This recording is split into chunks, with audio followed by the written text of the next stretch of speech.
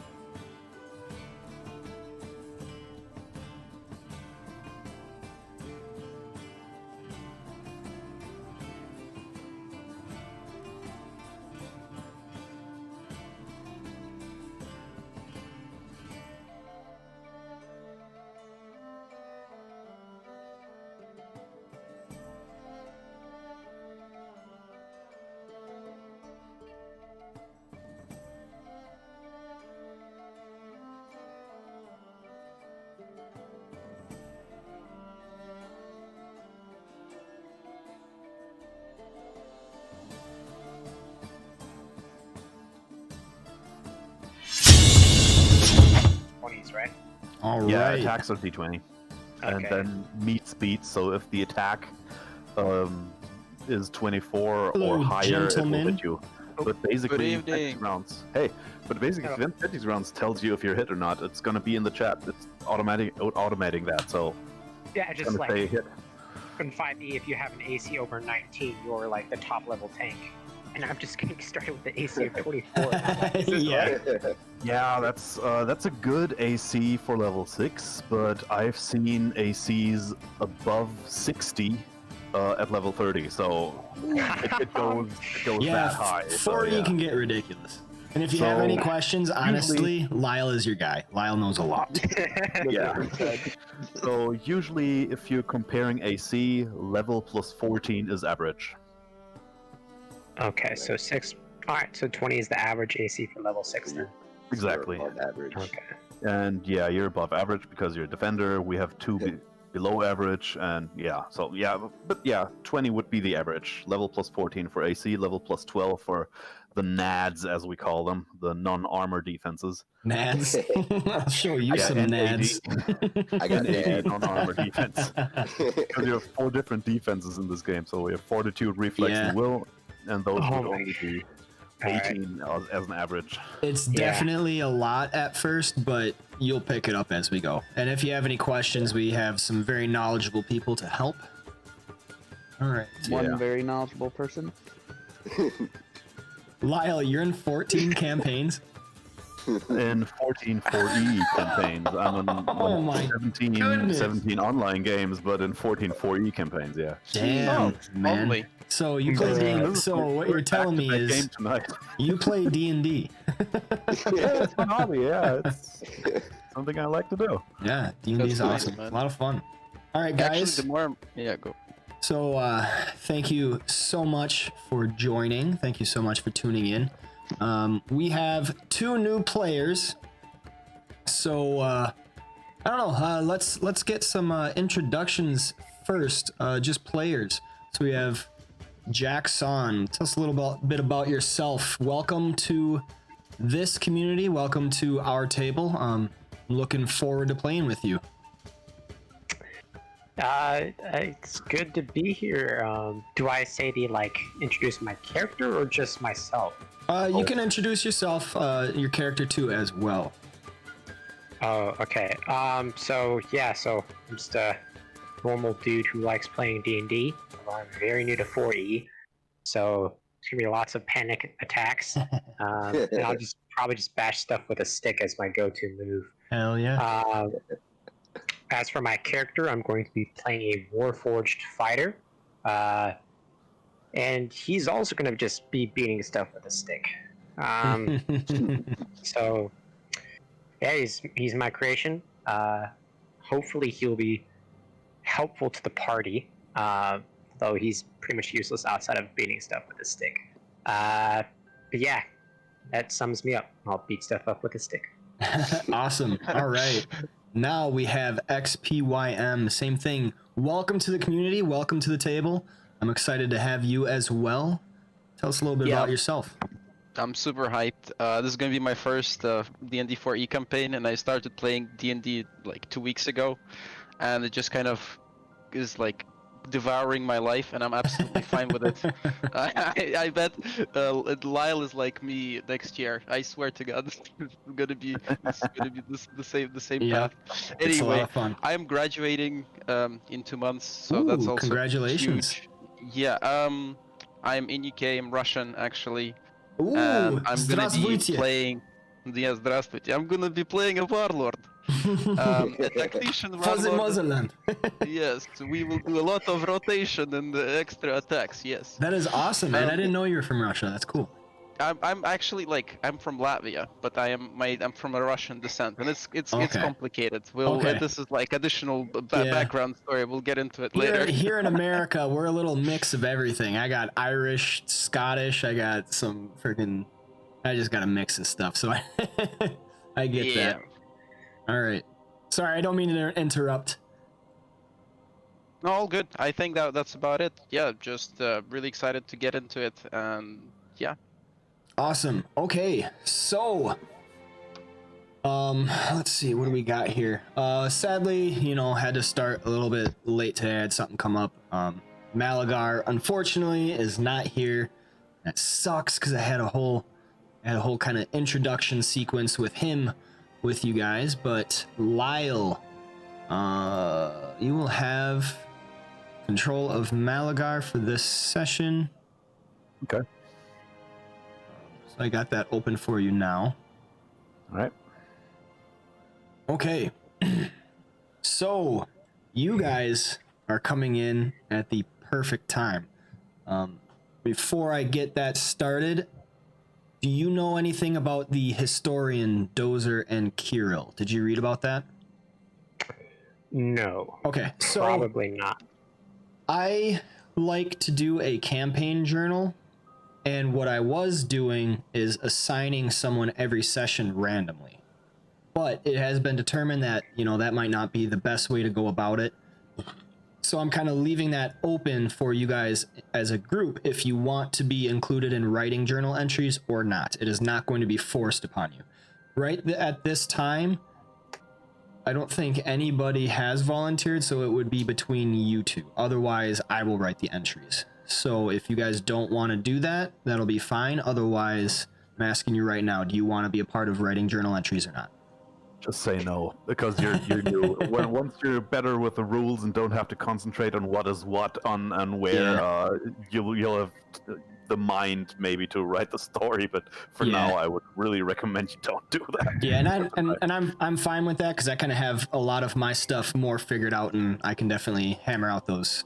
So we won't worry about that. So we don't need a historian. I would definitely be down, but later on, like I'd be down to maybe just give it a shot, see how it goes. Okay. Like help with something, but I'm not much of a writer or anything, so I can't promise anything. But I'd be down to try it at some point. Okay, sounds good. Yeah, so I think that'll be a good plan moving forward. Just kind of focusing on learning the system, and then eventually, if we find we have more time, you guys kind of want to tackle that, we can get those journal entries for you guys. But last thing, we have introduced the Dozer. We have introduced Kirill. Let's go with Guy. Please introduce your character for the audience. All right, so Guy's a slender, human-looking half-elven man in his 40s. Despite his relatively young age as half-elf, his almost untamable hair and his wild beard are white. The eye patch over his right eye shows the symbol of Moradin, which is his deity that he reveres as a cleric. He grew up with dwarves, so I will be trying to giving him a dwarven accent, but I'm no pro, so don't expect too much. No worries there. All right, thank you very much, Lyle. Viger, tell us about your guy. I'm a Deva wizard. Pretty much just fuck shit up. That's all I do. Starts tents on fire. Yep. All right. In our camp, no big deal. Yep. It is accurate. All right, Osiris, how about you? So Osiris is 6'8" Deva Avenger, who's 775 years old in his current life form. 6'8". Yeah, he's lived multiple lives, so this is just like one of his incarnations. Doesn't look a day older than 705. Yeah, it's because of his bald head. But he's an Avenger. He's good at like isolating and tracking down players, so like fleeing characters like rangers and stuff. He's very good against them. You just gotta bury that knife, huh? Yep, dominated that guy. Yeah, you did. But as long as you guys can like keep them like off me, I should be able to help you guys deal the damage. Yeah. All right. That is very true. Has all the answers for isolating a foe and not letting them get away. Last but not least, we have Malagar Lone Walker. He is a drow rogue. So he has come up from his native homeland deep underneath the earth and is kind of exploring the surface and coming into contact with all of the surface world and the different cultures and everything, and he's kind of having a little crises on the inside. Maybe crises isn't the right word, but he's having a lot of changes inside and kind of just realizing how differently the world can be, and he might embrace it. Got a few things going on there. Malagar is a rogue, and he deals a lot of damage, and he does not miss. If he misses, it is because he rolled a 1 or a 2. So he is a lot of fun to be on his side during combat. All right, so last time on the Scales of War, we followed the heroes who were leaving the town of Overlook on their new quest out south, deep past the Thorn Waste, past the West Deep, past the Thorn Waste, and into the deserts, where supposedly the lost mines of the dwarven clan Ironfell sit. The Karak Lode. And they had been petitioned, assigned this by a dwarven merchant of quite a lot of wealth. And he paid for their horses and everything going down south. Excuse me, I had to burp. And so they were at the gates where the noble paladin Adokal and the isolated shaman of mysterious origins and everything, Morn Spiritus, explained that they were parting ways. And so Osiris, Vigor, and Guy left without Malagar, supposing he was capable and he'd be able to track them. Must be doing something within the city. He'll catch up. So they made their way through the West Deep, and they saw some elves, and the elves stopped them, but they didn't really give them much trouble, for they were very respectful, using a boat to cross the way. Lyle's character Guy almost dying from drowning in 5 feet of water. But yeah, yeah, it was probably more than 5 feet. 5 feet and 2 inches at least. Hey, 2 inches. 2 inches is a lot. All right. And so they made their way past the elves and everything safely, made it to the open plains where they decided to make camp. And as they were making camp, Kyle was roasting his socks on the fire, trying to dry them out, not noticing that a few goblins were sneaking up on them. But they made pretty quick work of the goblins. Vigor ended up setting fire to his tent, but nonetheless, the goblins were quite handily handled. And then they made their way through the Thorn Waste and the drier lands, the badlands there, where the rocks as well as the leaves are iron sharp and cut you very easily. They saw a figure in the distance, a man with a long floppy hat. And as he noticed them, he stood guard, saying that he was Mag Blackthorn and he was caretaker and defender of these parts, and spoke of the Ghost King, the Ghost Lord. He issued a challenge that if they wished to go any further, they would have to defeat him in single combat. And so Osiris took up the challenge and handily defeated him quite easily because he had an answer for everything. That was pretty fun to watch, and I know that was probably a lot of fun for Osiris. And then afterwards, as he lay on the ground, he was healed up, and kind of was okay with that. He was like, "Wow, you're a mighty warrior," and he offered to guide them through the Thorn Waste, and so he did. And that was where we ended last session, with Guy, Vigor, and Osiris emerging from the Thorn Waste in the desert city, the outpost of the sands, called Dunescent, where in the village square was a gnoll with a nasty looking flail standing over a broken dead human body with a big beast behind him. I'll actually find that photo. I will show you guys. This is what they came into the scene facing. Oh. And there were a whole bunch of sun-kissed, sun-skinned people standing all around in silent, angry defiance. But nonetheless, they could do nothing as they were helpless. But that is not where we will begin. We will begin with Malagar and Kirill. So,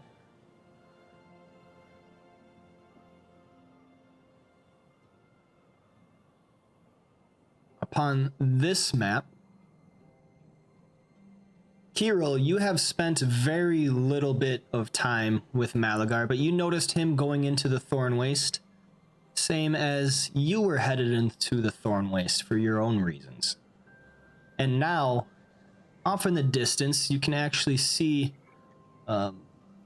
some weird form in front of a crevice right here.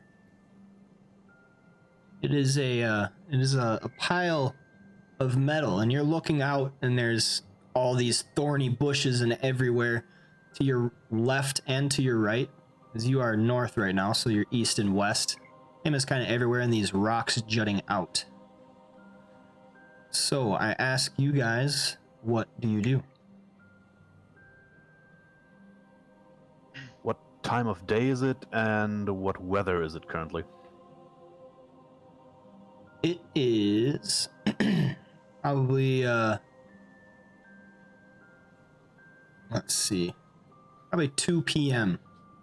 and the weather is nice and even. There's a little bit of wind blowing on you, making little wispy noises, but other than that, it is pretty silent around here. The sun is beating down on you. It is getting a little hotter as you are going to a more southern climate.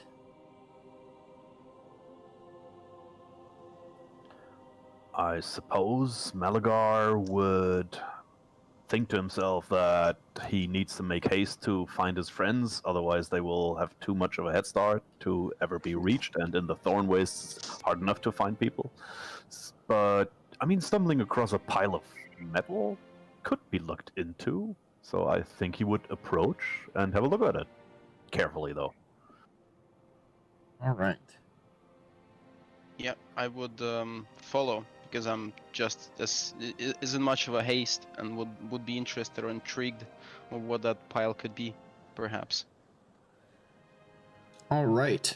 So as you notice, you can move your token by picking it up or else using the directional buttons. You make your movement, and I actually accept it on my end. Mm-hmm. All right, and Malagar, yes, you are. You're on their trail. So Malagar is very confident that maybe a little bit of time spent investigating wouldn't be the worst, and you could easily pick up the trail. You see all the marks that they have left, but if you spend too much time, you might not be able to. So where's the pile of metal? Right there. Dozer's token. I don't see it. Oh, so I need to do that. Oh, there we go. There we go. Now you probably see Kirill as well. Yeah, I was like, okay, am I not alone? Right behind you. I got it. All right. Okay. Kirill and Malagar, please make me perception checks.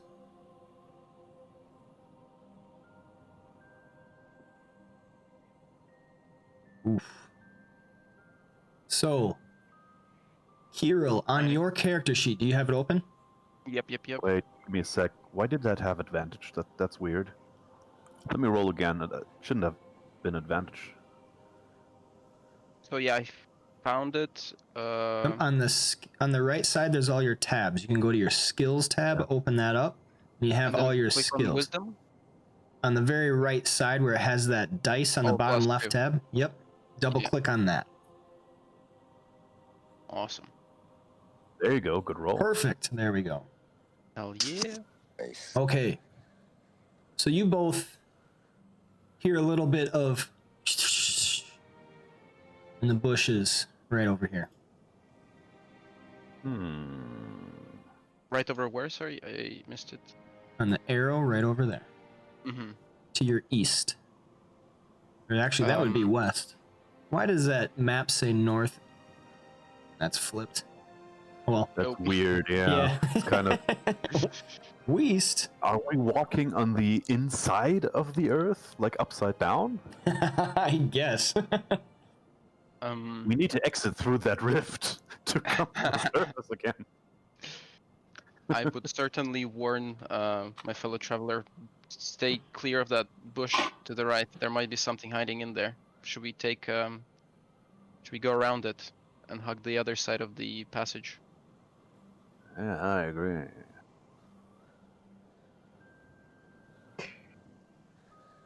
Does the metal pile see them?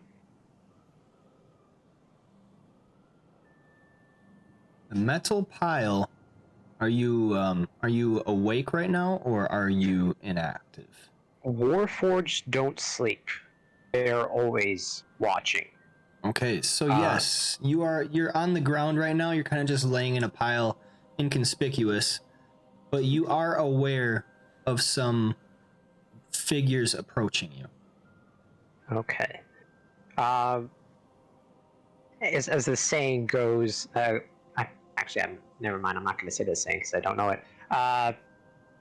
Dozer, hearing some sounds around him, he will get up and rise to his full feet, 6'4", and he will try and discern what is making the noise.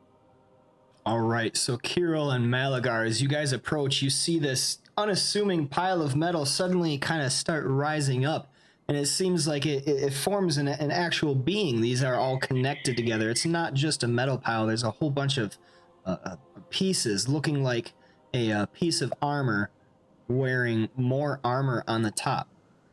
Damn, it was a trap. We should have known. And Is right, it aggressive? it does not appear aggressive. It is just rising up. That But- is aggressive. Just as you guys are making your way, and Dozer, as you begin to stand up, you hear, "Ah!" Please roll me initiative. Oh. All right. So for initiative on your character sheet, Dozer, it's on the main tab. Yes, I'm just not. I guess I'm not clicking it right. If you double click it, you do that, or else you can click it and I just drag. rolled. There you go. I rolled 2 dice, so just take So the we'll do first the one. 13. All right, so we will begin with Malagar. You are up. So where did we? Oh, no. There we go. Okay. So for this map, the terrain, everything that is the thorns, if you are 1 square away, it is partial cover. If you are more than 1 square away, it is total cover. Or superior cover. Okay. And is it difficult terrain? It is difficult terrain. And then there is a ravine right next to you, Dozer, on the other side. And then there's a rock outcropping right there where the unidentified dwarf is on top of. It is 20 feet high. Oh. Okay, so what do I know about these dwarves? They are kind of charging right at you, and if you want, you can make me a history check. History.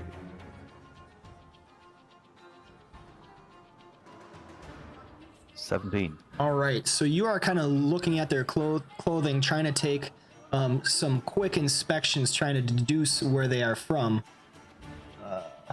Actually, just wanted to make a monster knowledge check, but that's fine. So you know that these are dwarves from the Hammer Fist clan, and you, from your time in Overlook, you do remember that the Hammer Fists and the Iron Fells are not quite friendly. They are rival clans. Okay. Plus, these are charging at us, so can I do kind of a monster knowledge check? I know dwarves are not actually monsters, but I guess they can be with axes in their hand. All right, go ahead and make me a nature check. Only 9. You do not know quite what these dwarves are capable of. Alright, I suppose Malagar will just move over here then.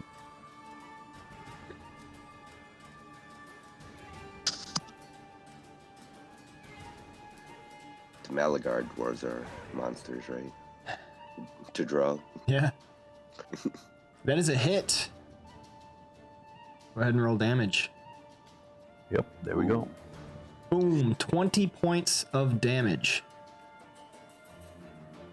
Yep, and that's his go. All right. You hear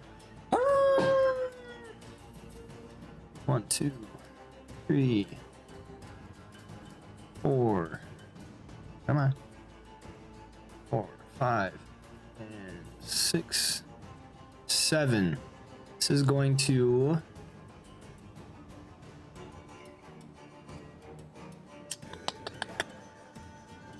see. All I can do is open his mouth, breathes out a whole bunch of fire. So, Dozer, this is an attack against you. And that hits. So you will take 10 points of damage. And then you also see it covered in a swirling aura of fire as well. You have received initiative, Dozer. Okay. So on your character sheet, if you locate the powers tab on the bottom, that kind of has all your attacks. You have your at will, encounter, and daily powers. Okay. So if you let me know which one you want to use, I can further explain. The combat challenge, I believe, was the one where I would mark an opponent and they would be forced to fight with me, correct? Correct. All right. You can do that if you hit or miss them with an attack. You can mark them. Yep. So you don't have anything really to attack from range, so you would have to get into melee. Well, I was planning on getting javelins, but I think it's a bit too late at this point to get some javelins. That's fine. I mean, we can wreck on that because you didn't quite have it ready yet. Okay, so let me get you your javelins real quick. Also, a good in-character stat at that very moment, I think. I should have gotten javelins. How many javelins do you want? I would get 2 javelins because they're both 5 gold each. So I've already removed it. Okay. So I have 10 gold left. There you go. You have javelins. So with the javelins, you would be making a ranged basic attack. Yes, and I will throw a javelin at the wolf across from me. Okay, so what you can do is if you hover your mouse over the token of the one you want to target, you can hold down control and then click on it, and that targets it. There you go, just like that. So next thing you want to do, I gotta get this fixed. Next thing you want to do, when you have it targeted, you can make your attack. So if you locate ranged basic attack on your at will powers, there's that sword icon right next to it. Yes. There you go. That is a miss. I'm sorry, what was that? I thought javelins were strength based instead of dexterity. +6. That's correct. So javelins have a +2 proficiency bonus, and your strength modifier is 4, so that is correct. Okay, all right. Half level, it should Or be wait, 9. no, that might not be. No, that isn't correct. Okay. Yeah, you're right. I got it. Make a melee basic attack. I'm sorry. Use the melee one. Okay. Melee basic attack. Yep, because that'll use your of strength. space and strength, Yep. Yeah. Okay, that is There you a go. hit. So now what you want to do is click that blood icon next to that, and that does your damage. Okay. There, just like that, 7 points of damage. And because you have combat challenge from your fighter, you can go up top where it says situational next to combat challenge. There is a little like man icon. That is the effect. So if you click that, that will apply the mark. And I'm seeking to apply combat challenge, which will make them pretty much attack me or face Yes, consequences. exactly. Okay. Yep, that is what a mark is. So just like that, that is your standard action. You still have a minor action and movement. Okay. The powers, I'm gonna. the powers say if it is standard, minor, what kind of action it is. Okay. I will try and walk around the ravine and right up to the wolf, so I'm facing. Okay, so 1, 2, 3, 4, 5. You can get to here because it is difficult terrain, so it counts as 1 extra square movement. Okay, but Alright, I think this is good enough then. As an Okay. alternative, you can also jump. I feel like I would fall in the ravine, to be honest. Okay. Because my Warforged isn't exactly the most dexterous piece of machinery. So yeah, I'll You be need boring and walk athletics around. for Yeah. that. I have like You plus have- 0 athletics. You have, no, you have +8 athletics. You have Oh. +0 acrobatics, but athletics you can jump. With a running start, like two movements, 2 squares of movement before the jump, you would roll and you'd have to only clear 1 square to land on the other side, which is you need to reach 5 or higher with that roll, and with a +8 you cannot even fail. Alright, well, I'll keep that in mind for future reference. I've kind of Right, yeah. already moved Yeah. there. Any questions, just field it out there, and I'm sure Lyle will have the answer. So, Am I okay. able to make another attack with my melee weapon, or is it sort of one attack is major and you can't do that again? If you have an attack that is a minor action, Okay. so I don't think you have any of those. Or if Yeah. you have an attack power that does several attacks, or you can spend an action point. You get one like every 2 fights or something back, Mhm. and you start 1 per day. Two encounters or 2 fights? 2 encounters. Okay. Alright, I'll just stick here and with my applying combat challenge. And I'll try and familiarize myself more with my abilities. Okay, so as a rule of thumb, pretty much 1 attack per round, but there's different like conditionals. So as a good rule of thumb, yes, you have 1 standard action, but it really depends on what type of action your powers are, because the powers determine a lot. Don't want to throw too much at you. Okay, one other thing. So as you get into melee range with this flaming hound, you feel the fire kind of start to engulf you that is wreathing around it. You take 1d6 fire damage. Oh my. All right, so that is an aura that it has. When you are done with your turn, do you have the combat tracker open? I'm not too sure what you mean by combat track. Okay, so at the very top right, there is a crossed swords. That is the combat tracker. If you click on that, it opens it. See that? I have it open, yes. All right, so on the very bottom left of that, it has that arrow. Next to that is a downward facing arrow. That's the next actor. Click that, and that ends your turn.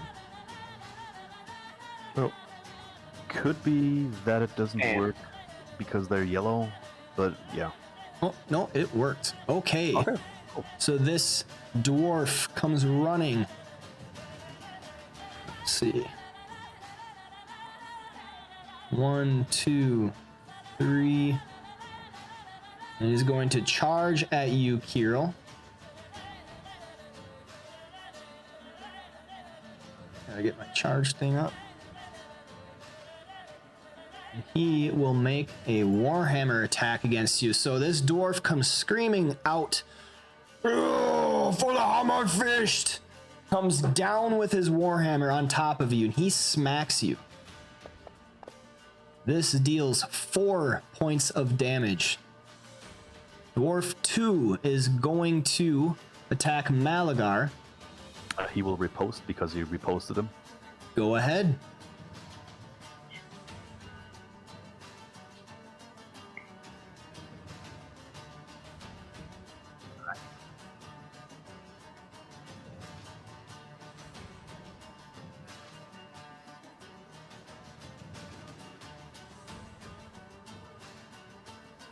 And miss. Go ahead.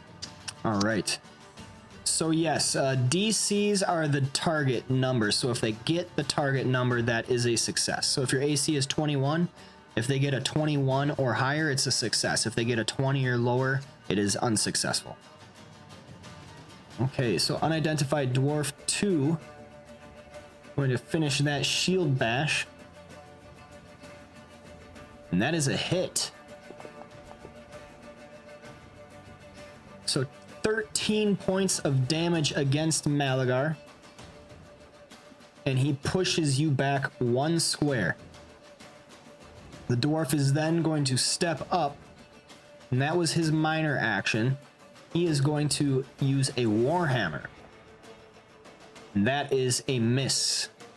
All right, the dwarf up top is going to shoot a bolt at Kirill from his crossbow. That is a miss. Okay, Kirill, you are up. What would you like to do? Where did that bolt come from? I don't see it.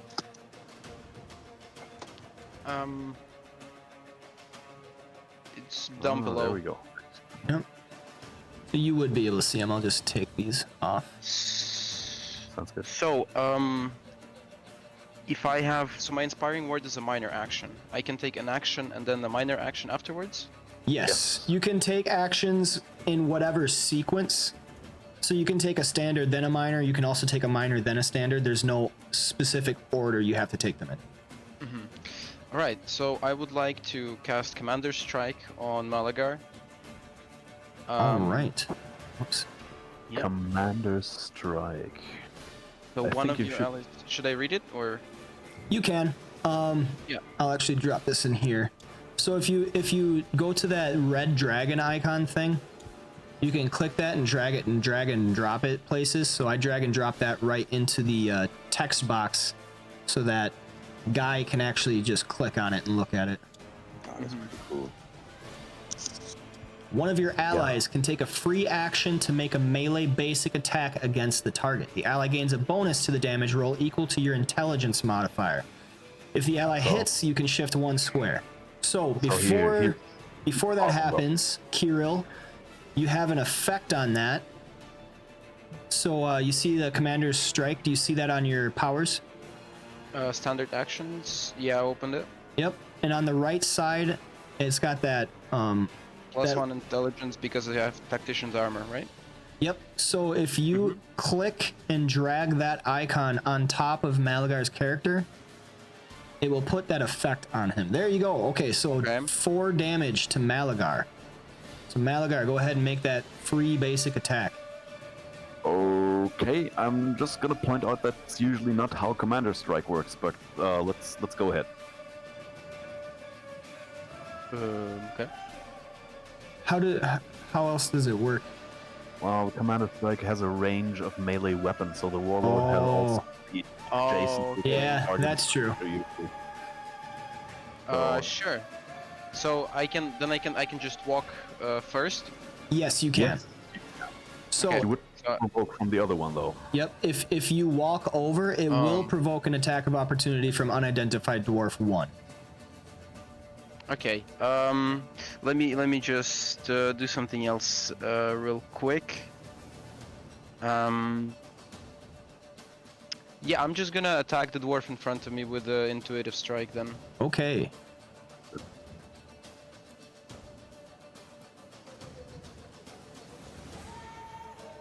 Let me just. So I find the intuitive strike. I select the dwarf, or I drag. You can either control click on your target to target it, or you can drag and drop the icons. I like control clicking because then I know who I'm targeting. There you go, just like that. Okay, so right click, yeah, and then intuitive strike. Which of the icons? So the red would be damage. Yeah, the sword is the attack, the blood drops the damage. In case you hit. Yep. Okay, I'm not sure.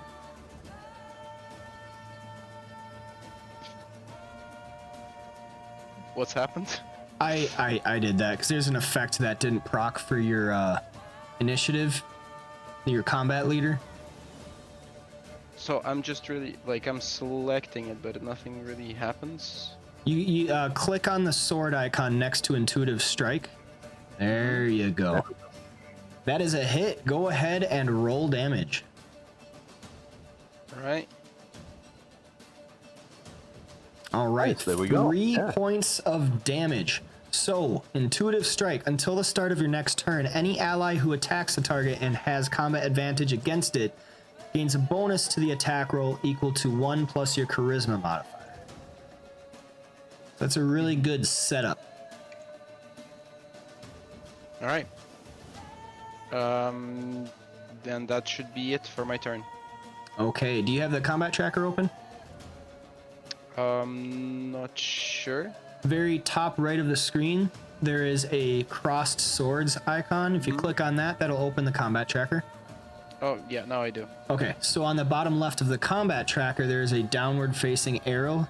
If you hover over it, it says next act. There you go. Perfect. Okay, we go back to the top of the order with Malagar Lone Walker. All right.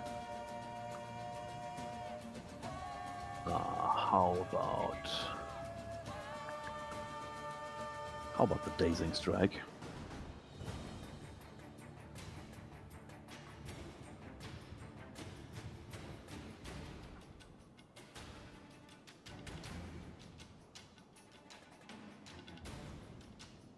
Ooh, Malagar, you attempt a little bit of a play as you make a stab, feinting and try to knock out with the pommel of your other weapon, but you miss.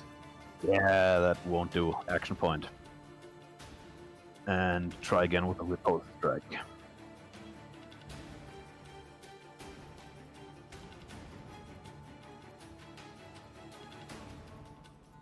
That is a hit.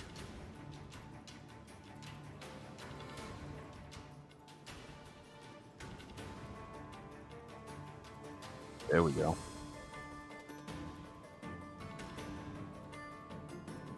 And Malagar will shift one square to over here.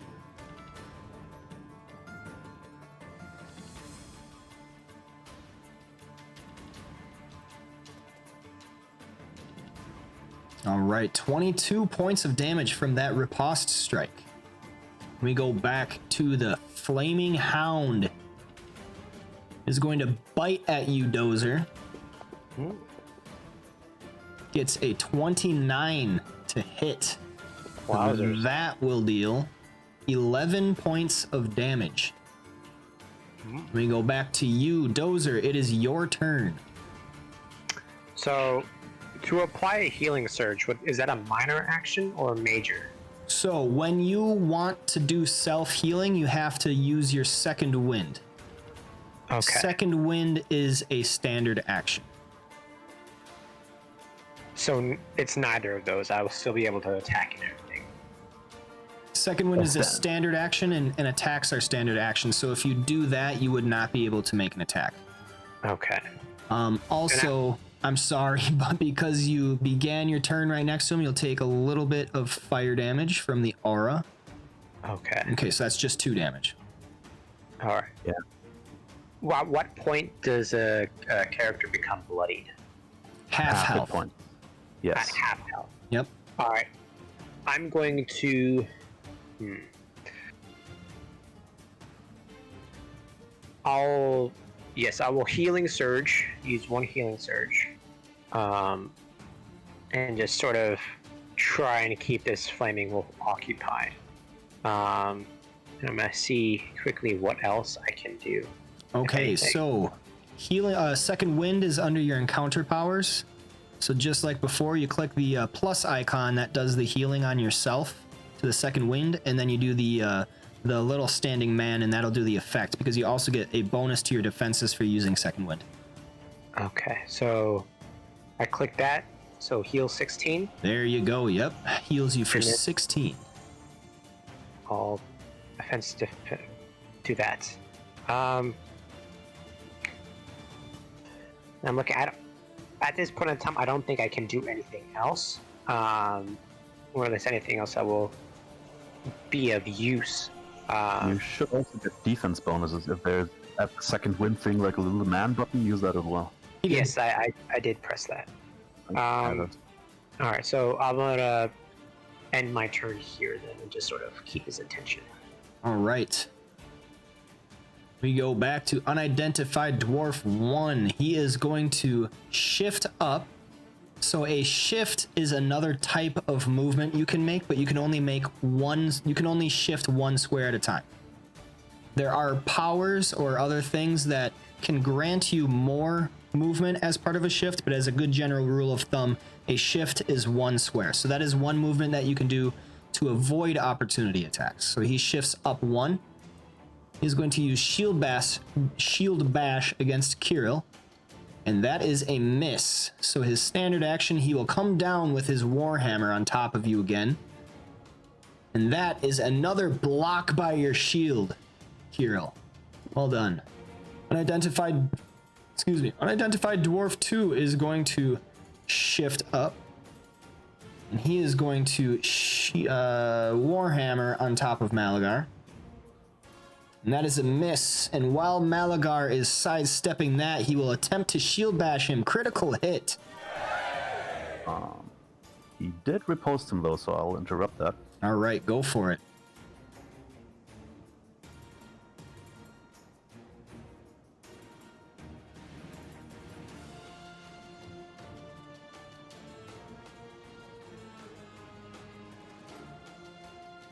That is a miss. Okay, so the shield comes, smacks you in the face, dealing 15 points of damage, and you will be pushed back.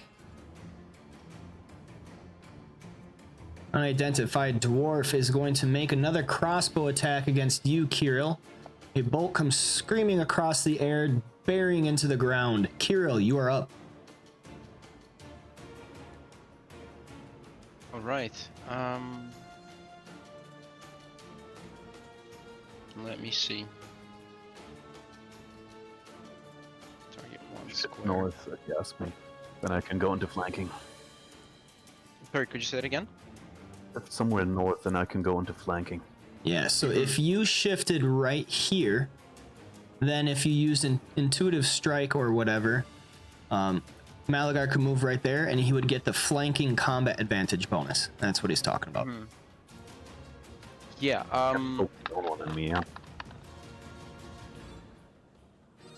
I was planning to face step here. Under the other gnome.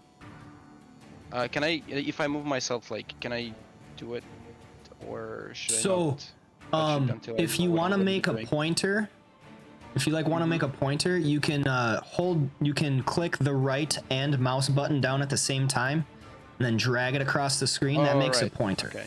There you go. And I delete those. How do I? If you both mouse buttons again on the map. Yeah, because that's a temporary one. Okay, so I was planning to face step here, and then staggering. That's 11 squares away. I don't see where it is. No, that's not mine. That's not the one I made. Oh, that. Okay. There. You want to face step there? Okay. Yeah, I would like to face step there, and then staggering spin onto the dwarf.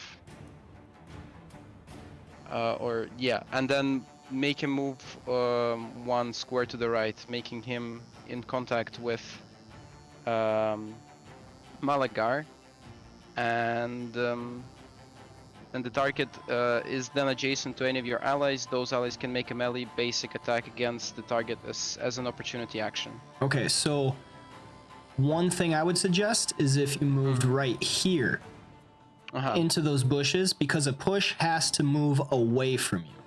Okay, so it's gonna be back. Then I was gonna do that, and that's still in range. Okay, perfect.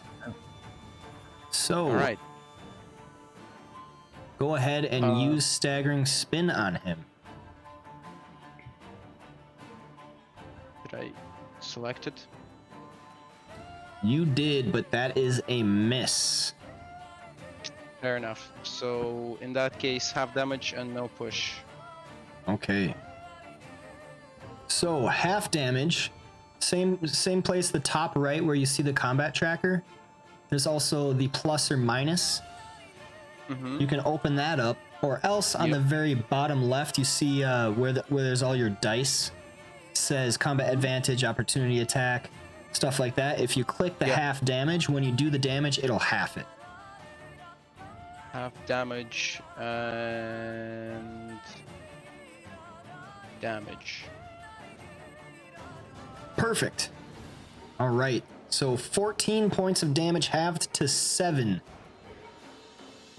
So Kirill kind of does this movement, and then he disappears, ending up on the west side of this dwarf, appearing in a flurry of leaves. and spinning about on place. And it does not quite hit its mark, but it still deals some damage to the dwarf. Right. And I'm gonna end my turn. Oops. Yep. Boom. All right, back to the top of the order with Malagar Lone Walker. Alright, he's gonna go into flanking. Oh, hell yeah.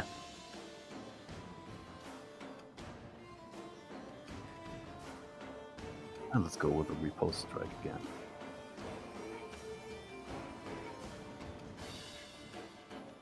Oof, 31 hits. See how much damage. Malagar capitalizes on the opening, taking control of the battlefield and shoving a dagger into the dwarf, killing it. All right, the Flaming Hound will bite at the big machine once again. And this is a miss. Dozer, you are up. I'm just gonna smack the mysterious creature in front of me. However, I'm going to try and crack the shell. All right. So let's see how that works. So if you wish to discover anything about a creature that you are fighting, all you gotta do is identify it. To identify it, you just say, hey, do I know anything about this? And then I will tell you which knowledge check to make. True. Okay. At just this point in time, okay, yeah. Would that be a minor or an action at all? Free action. All right. I would like to identify this flaming wolf. All right, go ahead and roll me a nature check. Okay. Skills. Nature or Arcana. Nature Arcana. So that is under your skills tab. Yes, they're both the same, so I'm just gonna stick with a nature. All right. Yep. All right. So you actually do know that this is a hellhound. You have heard some stories about them, but you don't really know a whole lot about them. You've just heard of what they are. Okay. And then yeah. I'm not sure if crack the shell is like an opportunity of attack specifically. However, if it's just a normal attack, I would like to do that specifically. It is. So on your powers, if you click on the red dragon icon, it opens up. Okay, so you got that. Did it. Yeah. So it says crack the shell on the top, fighter attack 5. Down underneath is kind of the information that you're looking for. It's a daily attack, which means that once you use it, it only recharges after taking a long rest. And it's got certain keywords. And then underneath daily, it says standard. That's where you know it's a standard attack. So if it's a minor, it'll say minor there. Okay. Underneath, yeah. Yes, I already rolled for it. Oh, I see that. 17 is a miss. All right. In this special case, you do not use up that power because it's reliable. If you miss, it's not expended. You still have it for the day. Ooh. Okay, so I don't have a standard action anymore. However, is total defense, is that a standard action? Also standard action, yes. Yes. Okay. All right, then I'm going to use my racial.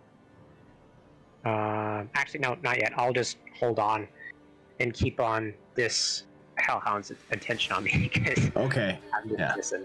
So another thing that might help out, on the very bottom of your powers tab, it says mode standard. You see that? Yes. On the other side, it shows recharge. So if you click those, it kind of changes how they display. So if you hit the sort, it goes to actions. That way you know which ones are standard actions and which ones are minor actions. So that might help as well. Okay. That does. Anything else, Dozer? Create opening. I don't think is anybody close enough for me to create opening besides the I think so. No, because it has to be one ally adjacent to the target. Okay. And bodyguard stance. Yeah, they're also too far away, aren't they? Yeah. Okay, so yeah, I'll end my turn. Okay.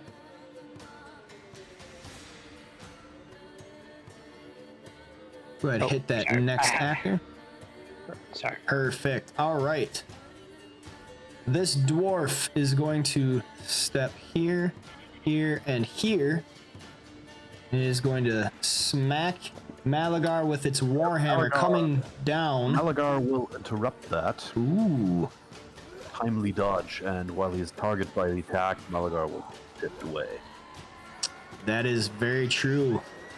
So he comes down with his warhammer, and Malagar dodges out of the way. It buries the head into the ground a little bit, and he pulls his warhammer up with a nasty look on his face. Does not like that. That will take us to unidentified dwarf, who is going to shoot at Dozer. Dozer gets some cover for this. That is a miss. All right, Kirill, you are up. All right. Let me see. So if I move right now, I will not trigger any opportunity attacks, so I can move pretty freely. Correct. If you leave a threatened square, and currently you're not adjacent to an enemy that's still conscious. Yeah. All right. In that case, no, that will be too far.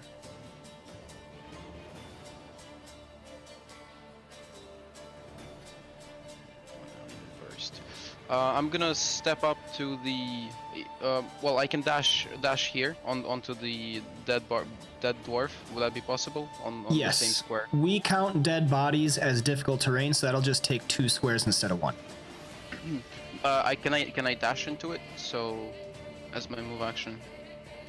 I'm not sure what the Dash is 5th edition. We don't have dash in 4th Oh edition. wait, but what was the other 1 square movement? Shift. Shift, right? So I could shift into it. No, because it is difficult terrain, and that Okay. would need Yep, squares. you- But you- don't need it. Shifting is just for not provoking, and you wouldn't provoke by just moving there either. Yep. Okay, so if I just move it, I won't provoke it. Okay. Yep, you can yeah, just that was move good. normally. Yeah, then I will move into this into the dead dwarf. Okay. And I'm gonna hit with the intuitive strike yet again. Okay.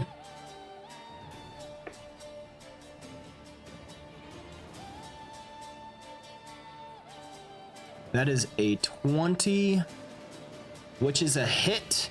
Go ahead and roll damage. All right, and I should click the bonus, right? As well. That is for an ally. Oh right. Yep. Yeah, fair enough. So if, that'll if be for somebody gets to- Malagar. Yep. Yeah. Okay. So then I just roll damage. All right, Roll. 11 points of damage as you strike out with your longsword, stepping on atop the corpse of the dead dwarf in front of you. Right. Great. Would my carnage weapon trigger right now because I rolled a max damage die? Ooh, I think that is correct. Let me see the carnage weapon. When you roll the maximum result on at least one of this weapon's damage dice, the target takes extra damage equal to twice the weapon's enhancement bonus. Okay, awesome. So at the very top where it says traits, I have carnage weapon property. You can click that blood icon and that does the damage. So that's an extra Traits, 2 points of traits. damage because your carnage bonus is 1. So that's a total of Yeah, go ahead. on your powers tab at the very top. If you scroll to the top, there's a one under your traits that says carnage weapon property. There's a little blood icon next to that. That's the damage for that. Oh, okay. There you go. So 13 total points of damage. Yep. Very That nice. will be it. Okay. Back to the top of the order with Malagar Lone Walker. Gonna go into flanking. So now Malagar gets that intuitive strike bonus, so you can drag that little icon next to intuitive strike on him. Perfect, just like that.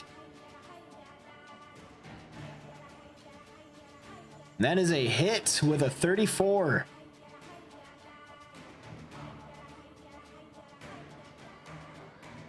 "22 points of damage as Malagar buries a dagger into the side of this dwarf from behind. And that's his turn. All right, the Hellhound will give a mighty howl and bite out once more at Dozer in front of him.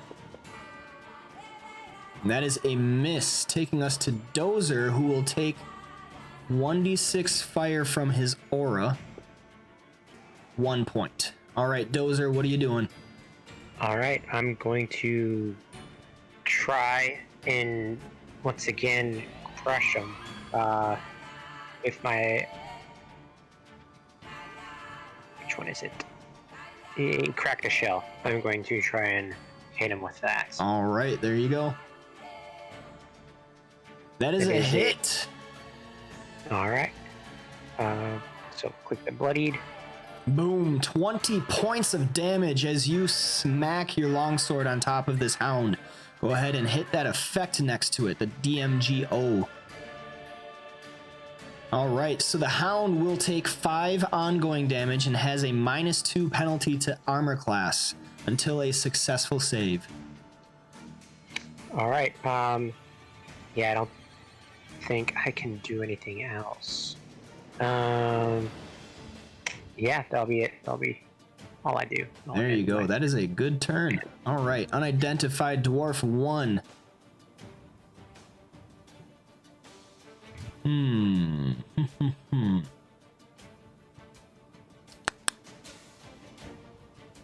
He is going to shield bash Malagar.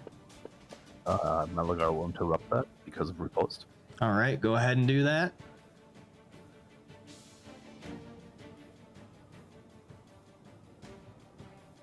Ooh, that is a miss. Okay. So the shield bash hits.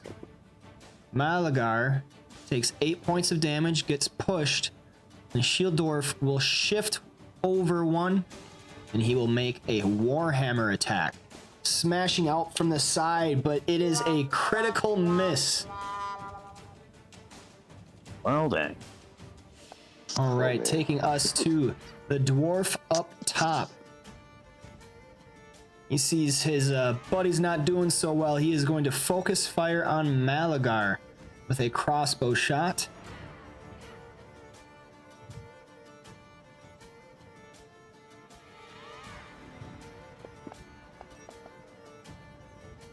And that is a hit.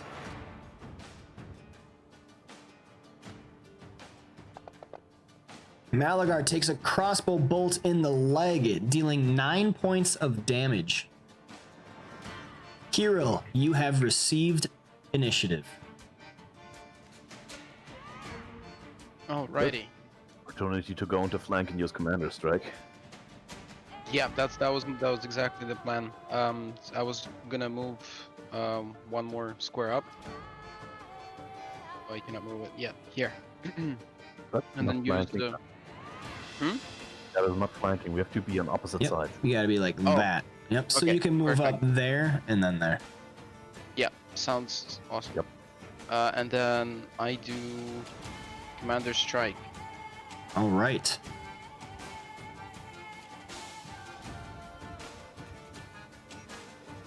Oof. So, Kirill shifts up into position Oh man. and kind of takes the dwarf's attention as he waves Malagar on. Malagar plunges a dagger forth, but he goes shy. Does not hit. Anything else, Kirill? I would like so inspiring word range. Okay, so that goes on Malagar. Yeah, Malagar. inspiring word on Malagar. Okay, so D target Dwarf Hammer 1. Mm-hmm. That's the control click. There Okay. you go. Now target Malagar. Yeah, I think I did. I'm not sure. Now you have them, yep. And then on your tabs, if you look on minor actions where it says inspiring word, you can click that health icon. Yep. And then you can also click both of those effects.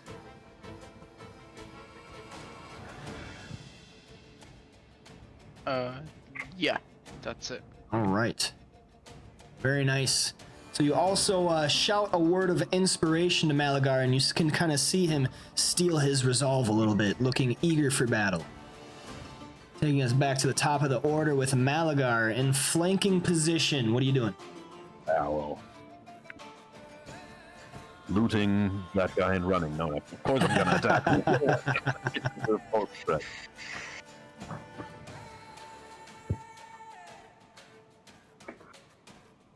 That is a hit. Go ahead and roll damage. Big dams. 22 points of damage. The dwarf is now bleeding from an open wound. Oh. And just because he may be close to death, let's go for a low slash as well. Ooh, pulling out all the stops.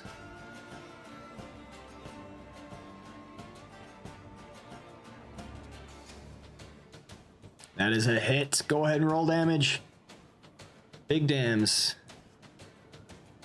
10 points of damage. The dwarf falls to his knees, gurgling, falling to the ground.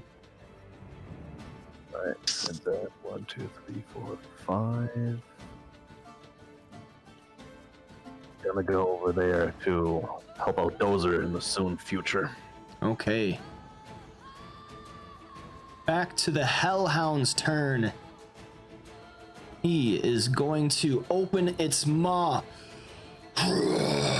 Another blast of fire comes out, and this is a square like this. So that targets Malagar and Dozer. Fiery Breath versus Reflex. It hits both of you, so you feel the flames wash over your body. 11 points of fire damage to both. Oh. Dozer, you will take 1d6 points of fire damage from being in the aura, and the hound manages to save against the effect. Dozer, you are up. I'm going to first. I'm going to.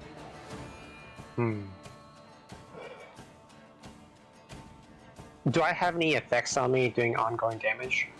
No, you do not. Okay. I'm going to. Well, I'm gonna Warforged Resolve regardless. Okay. Which I believe is, yes, it is a minor action. It is. You are not bloodied, so you only get the first part, that temporary half level plus 8. And I gave you improved Warforged Resolve as a feat, so that gives you the extra 5 temporary. So if you click that first effect by Warforged Resolve, that's your temporary hit points. Oh, pardon? What do you mean? So on your powers tab where it says minor actions, you have Warforged Resolve. Next to it, there's those 2+ icons. The first one is temporary hit points. Oh, I clicked the wrong thing. Okay. I clicked Warforged Resilience. Yep. Alright, so I'll click those two. Not both. Oh, only the first one you said. Yep. That's all right. Okay, so just 11. Alright. And then I'm Also, just gonna... saying that, they should be set up to self, because right now you did it to the Hellhound, which is not shoot. Oh, That's my bad. That is my bad. Let's get this self. Okay, now click the first one. That should go. Yeah, I was looking. I was like, something ain't right. Okay. Alright. Okay, and I'm going to focus on the Hellhound, and I'm just going to make a basic melee attack. It rolled 2d20s? No. You still targeting yourself for some reason? No. That's all right. We'll use the second one. That's a hit. Okay. And then I'll just apply the bloodied. All So right. 8 points of damage to the Hellhound. And he does get knocked back, I believe, due to my... Or do I have to specifically attack him with my shield for that? What did you use? You used a melee basic attack? Okay, so what feat is that? I believe that would shield be... push. Okay, so shield push, if you hit a foe with an attack granted by your combat challenge class feature, you push the target 1 square. So Okay. the way your combat challenge class feature works is whenever a target you have marked provokes an opportunity attack. So if it were to move like this, that provokes an attack of opportunity, and that's when you make your melee attack. That is the attack granted by your combat challenge feature. Does that make sense? Yes, okay. Alright, so I just made a standard normal attack against them. Yep. Alright, and You that'll could be- have used knockdown assault. And that would knock the target prone, but that doesn't deal damage. Oh, maybe I don't want to have that one on you. Oh well. Forget me. I'm talking. I don't want to confuse you. Alright, I'll just end my turn there. Okay, unidentified dwarf 1 is dead. So is the second one. So we go to the one up top. This guy is going to shoot at Dozer. Dozer has a little bit of cover. That is a hit. So Dozer, you take no damage as it is absorbed. Kirill, what are you doing? So Kirill would like to move up to his comrades. Would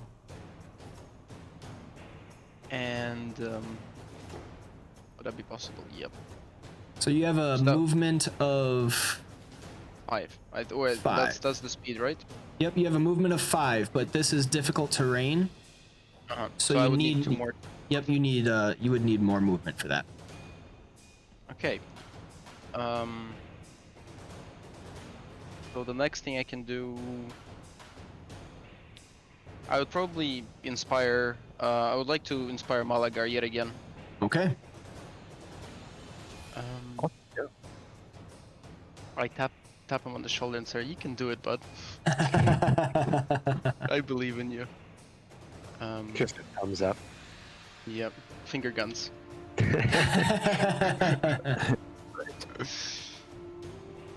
give him the bonuses again. All right. 24 healing to Malagar. Holy cow. 24? Yeah, because it's a healing surge plus 2d6. So his healing surge must be 14. Okay. So yeah, you heal a lot on that. Yep, his healing surge is 14. And that will be about it. Okay, back to the top of the order with Malagar. Alright, so I usually wouldn't do this kind of dangerous tactics, but just to demonstrate how the mark and punishment would work, Malagar is gonna walk up and provoke from the Hound.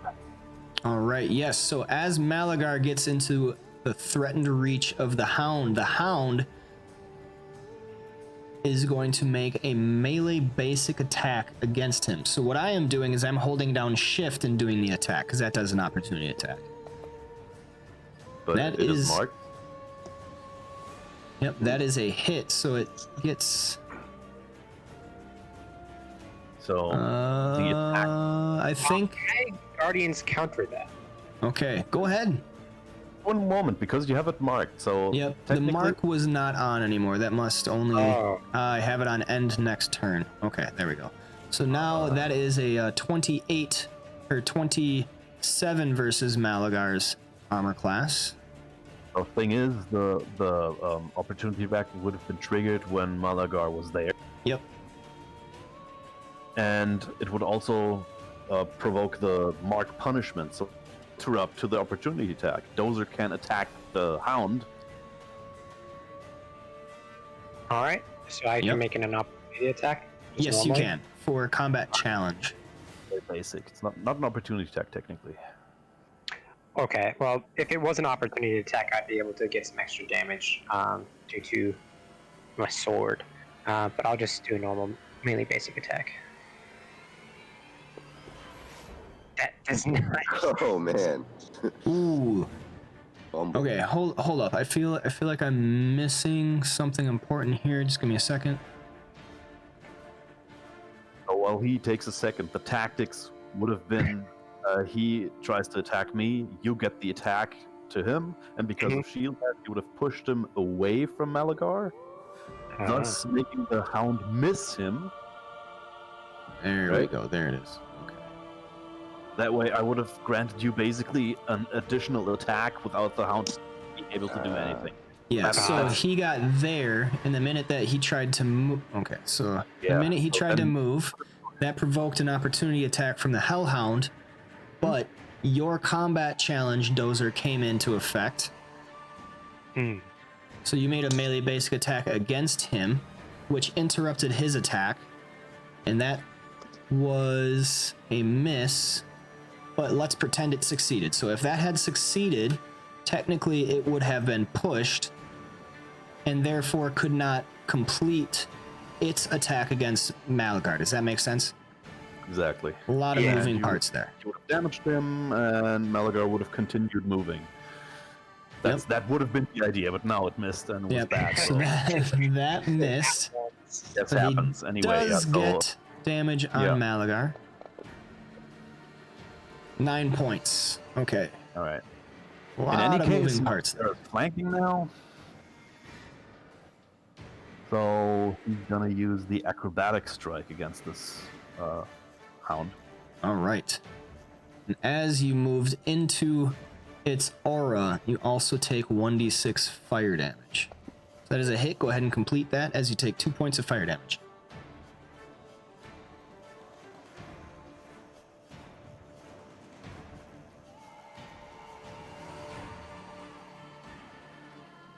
$16 points of damage. And because it was the acrobatic strike, Malagar can shift out of that nasty aura. Yes.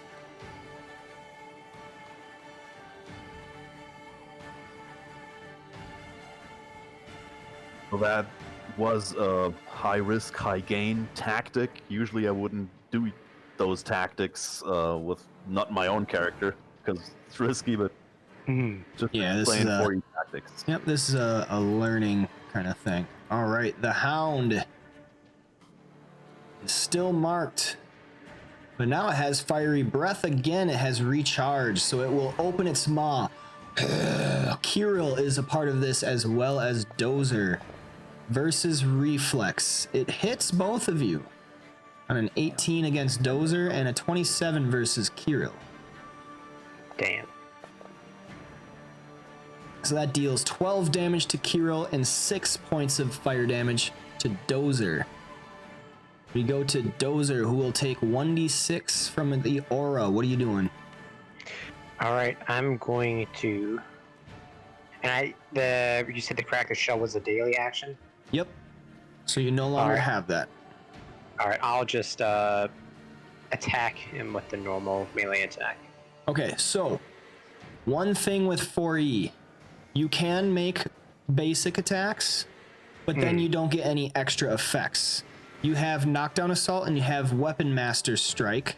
Those are your at-will attacks, so you can use those as much as you want. I would suggest using the Weapon Master's Strike. Or you can use Okay. the Knockdown Assault to make him, to knock him Prone. prone. All right, I'll use a weapon master strike. Okay, so since you are using a heavy blade, when you hit, until the end of your next turn, you gain a +1 power bonus to armor class against the target's attacks. That's another bonus to that. So go ahead and make your attack. All right. 12 versus its armor class. That is an automatic miss because you rolled a 1. Oh my god. Unlucky. Another one. Yeah. Alright, and that was a Another one. standard. That was a standard action, so can't do much else. And I can't do a Warforged Resolve again, right? Nope, that is an encounter power, so you have to recharge that after a short rest. Okay. Alright, then I will... Actually, I'm going to... For my armor, life-giving armor, it has a power daily minor action where once you're... I'm bloodied, right? You are. You are. So I can regain hit points equal to 20 minus the number of healing surges I have remaining. Yep, so you have 12 remaining, so you would be able to heal for 8 hit points. I would use that later in the day, really, when you have almost none remaining, but that's your choice. I just don't know how fast I'd be able to chunk away at these healing surges, because if, like, I only used 2 more today, might as well use it now, but I don't think they'll be able to do enough damage to kill me, so I'll save that then. So I'll just end my turn. All right. Dwarf's dead. Go to the dwarf up top. He'll shout down to Malagar. The Ironfell clan is doomed. We will find the Karak lord. And then he will jump down from his perch and attempt to run away.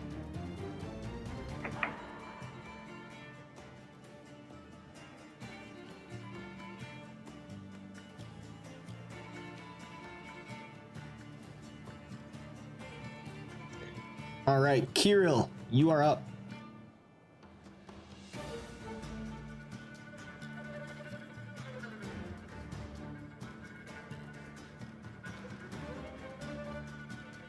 You might be muted. We can't hear you.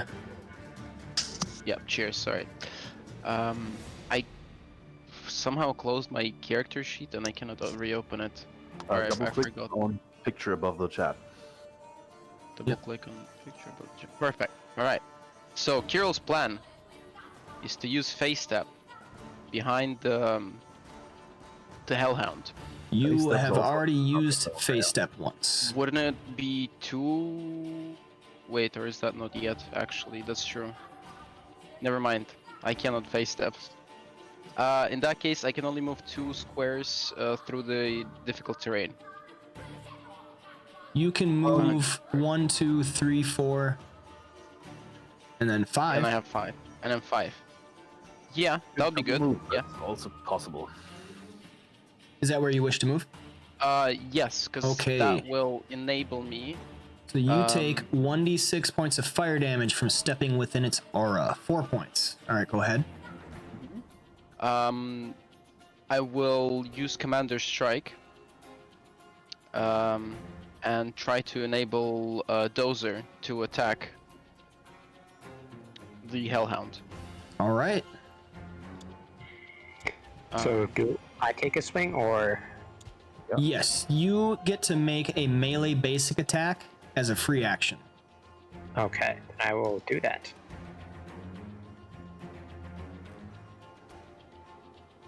$25 is a hit.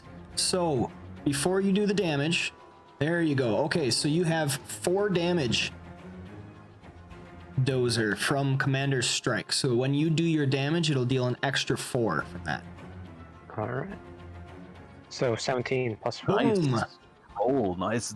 Yeah, that. 17 points of damage as the massive longsword chop on top of this creature, called upon by the Commander's Strike from Kirill, smashes into the hound. You hear a little cry of pain. No Next. mercy. Very well done. As his minor action, Kirill will cast Adaptive Stratagem, which will give bonus to his allies equal to intelligence modifier or power. Well, I'll just apply it. Okay, yeah. So close burst 10, so that has to be So that's within both. 10 squares of you, but they both are, so you can do that to both of them. There you go, adaptive And stratagem. because And last thing, because my commander strike hit, I can shift 1 square Correct. because of my feet. So I will shift out of the damage of the area. Ooh, Right? very well done. All right. I and believe that will be takes it. everything. He's thinking. All right, Malagar, you're up. Gar will try to cast Dark Fire on the Hellhound. Okay.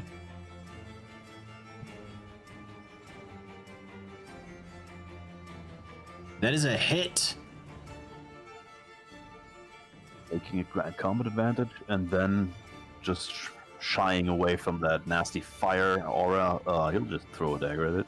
Okay.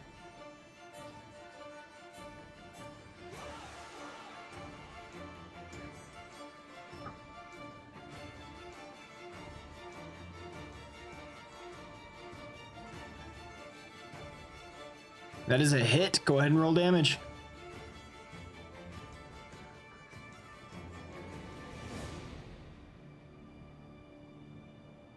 This doesn't seem to be working. I need to target it. Okay.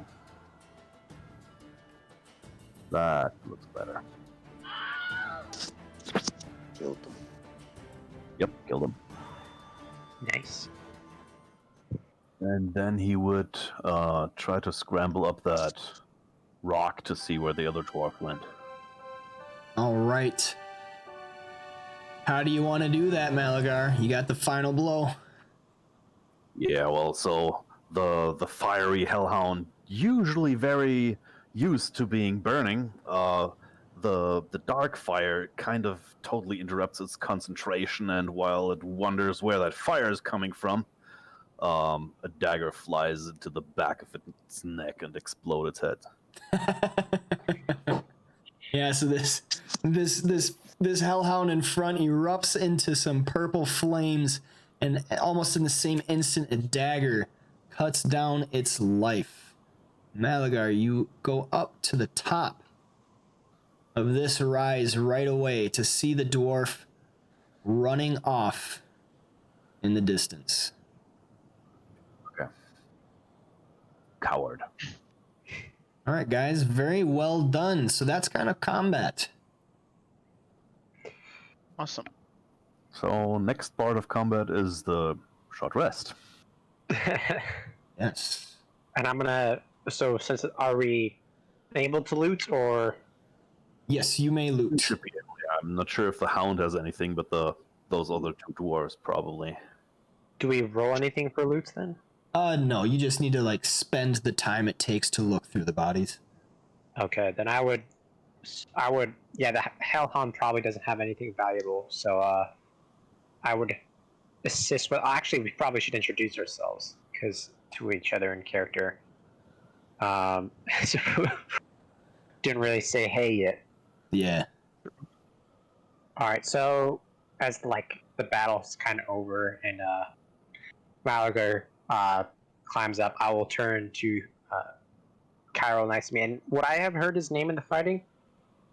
Being shouted at from yeah, like Malagar probably would have been like Kirill or something like that.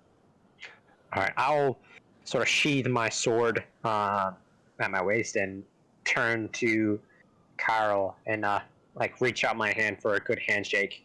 Say, greetings. I am Dozer. Hello, comrade. My name is Kirill. And I grab his hand and shake it. It's a firm handshake, like probably an 8 or a 9 out of 10 on the firmness scale.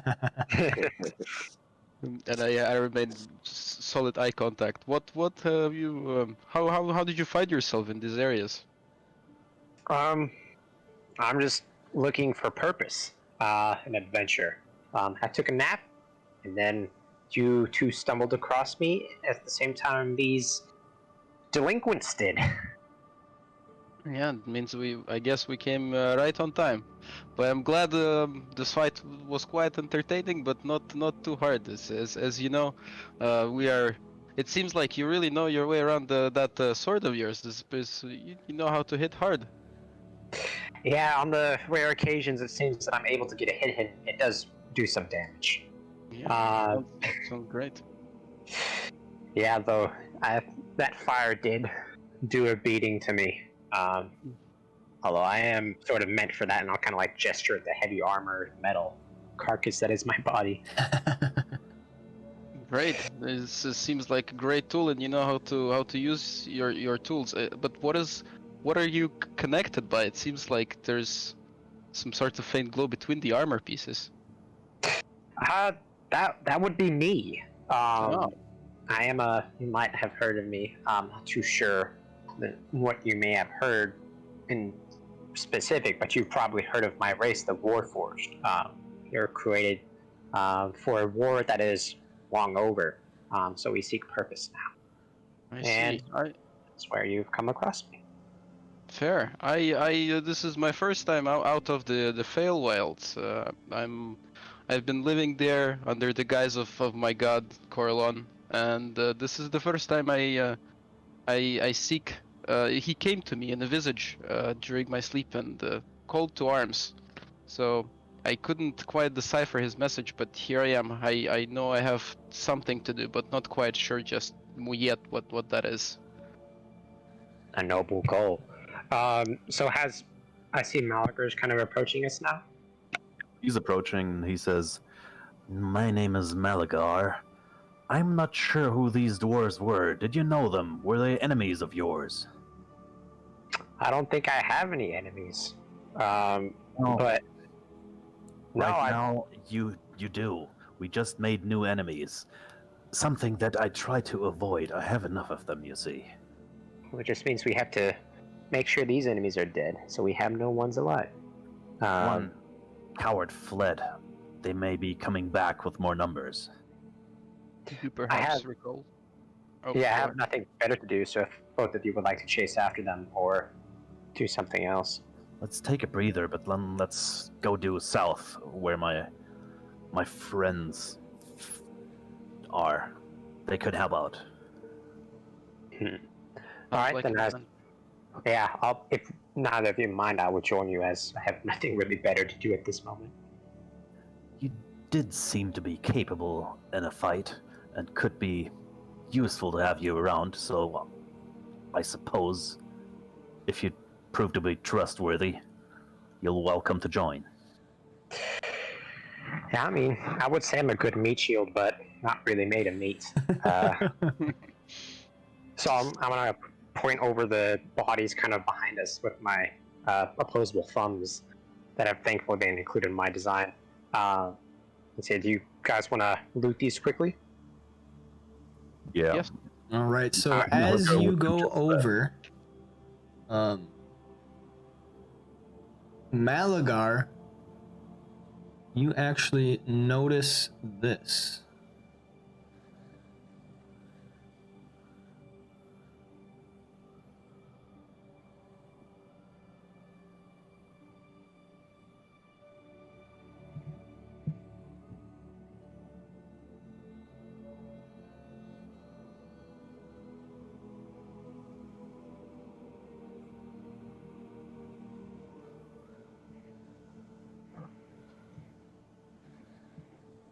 It sent you that message because you're the only one that sees it.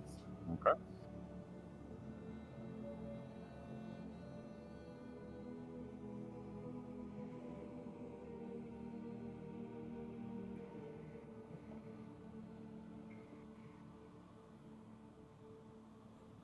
Other than that, they are not carrying anything of value.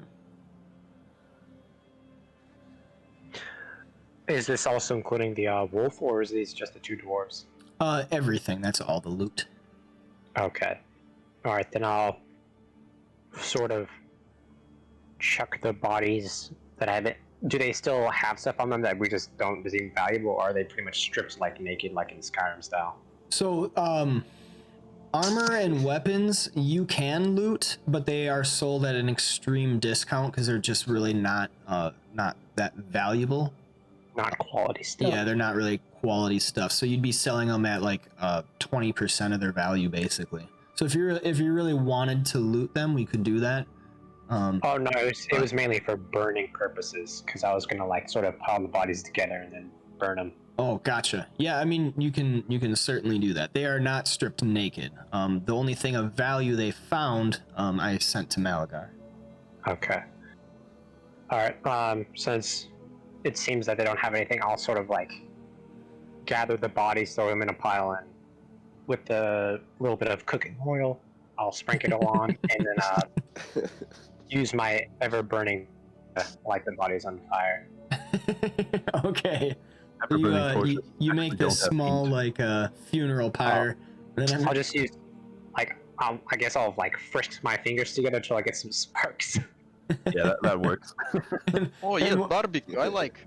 while this like big robot warforged creature is cooking bodies, both of you are looking at him like, oh my god, what did we just get ourselves into? War of the Machines. We take psychic damage. Yeah.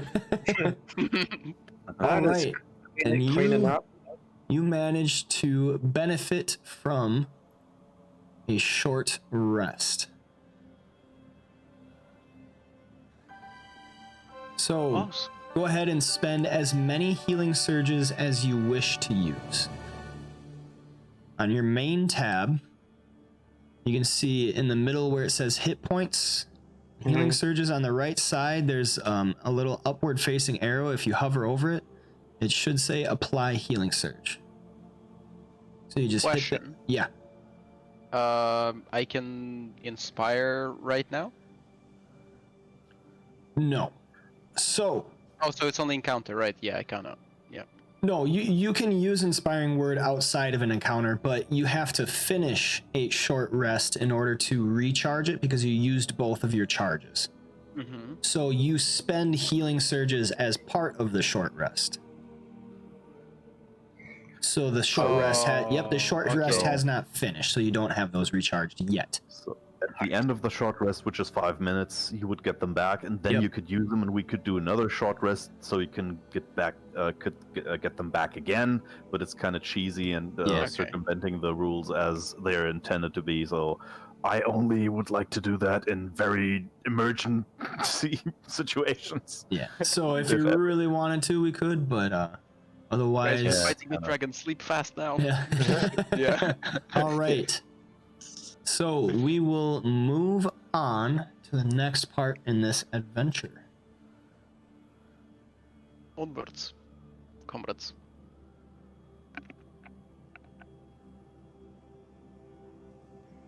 So we now go to this map where we have Osiris, Vigor, and Guy. You see the Null surrounded by people, and there's this man that just died, and the big lizard-like creature behind it has slithered up and appears to be slowly consuming this man's body, and everybody is just standing there in silent anger, unable to do anything. They seem helpless. The Null has spotted you, and he has put one gnarly clawed hand out and points right in your direction. Who is this? He calls out. Is Dozer there, or You guys are not there, so we have kind of gone back to the other group. I will be working you in, though. Who's he pointing to? Like He's pointing anyone specific directly. to our group. Yeah, he's pointing directly at your group. So that little blue portal thing is where is kind of like where he is. Okay. Yeah. And if your token's not on the map, then usually you can't see the map, but I'll post a screenshot just so you can see what's happening. Okay. Oh man. Hopefully we get some help soon, because these guys look pretty tough. I don't even see where they're at. Yeah. We can't see the other map, but I'm assuming they're going to be coming through that portal. I think the portals are just a mechanic on the maps. The portals are not actually their end portals. Yeah. Oh, we hear see those? those? Yell at us? That's not an actual like portal. I thought, like, Yeah, we were, like, it's seeing a portal it's just a here. mechanic, like Guile said, so that you guys can Oh, go yeah. through maps a lot easier. Okay, that's cool. I thought, like, we're I'll put your actually seeing a guys' portal. tokens on the map just so that you can see what's going on. The null pointed that at me. I works, yeah. can't see shit. So So the knoll is at the portal, like that's where he would be, right? Yep. At Dune's End. Can you see now? It's not procking hero. Oh, where's the map? Oh, Where's the map? You see it now? There we go. There we go. I see them too. Oh, no. Yep. There we go. All right. Guy would not answer to them. He would just run and be ready to attack them. He's furious that they just did that. He wouldn't answer like, "Who are you?" No, I'm your opponent right now. I'm like, Okay. So Osiris, Vigor, and Guy, please roll me initiative. Oh, yeah. Party time, boys. Chew bubble gum and kick ass. Fuck. Guess I'll be doing that last. get him out of the way. Sap, you guys got a lot of bubble gum. A lot of gum. Bit preoccupied. Right.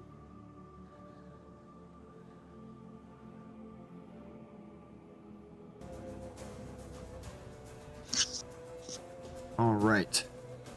I'll put you guys on the other map.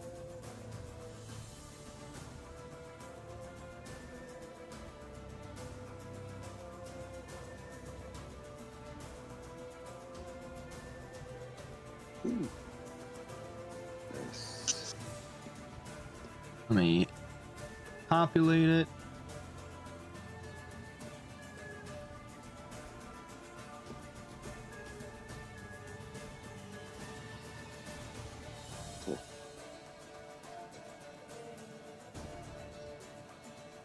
Jesus. It's a fucking giant reptile. yeah. Can't wait for the knowledge check on that one. Oh, Indiana Jesus. Jones does not approve. This guy is freaking huge. Oh, large. There's bigger ones out there. Oh, really? Oh, yeah, there's yeah. bigger creatures out You're there. Jeez. just 3x3 squares, and then there's gargantuan, like 4x4 squares, huge. Oh, If you think Man. he's All big, you right. should okay. So as it looks like you guys are itching for a fight, all of the people quickly scramble away. Smart. I mean, they were just kind of watching a guy getting devoured alive. yeah. So, They probably couldn't do anything. Yeah.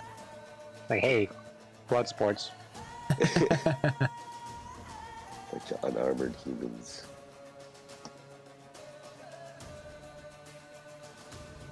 All right. Oh.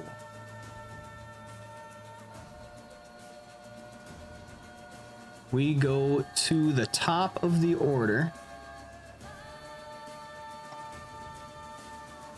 with the Null Scourge. Scourge.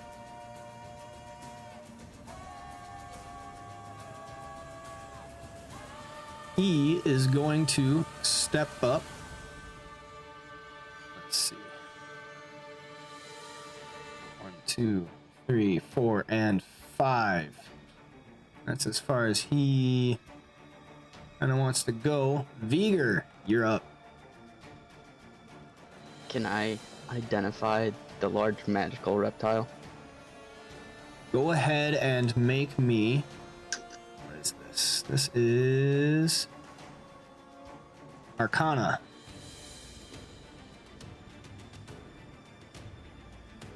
All right, you know that this is a type of Behir.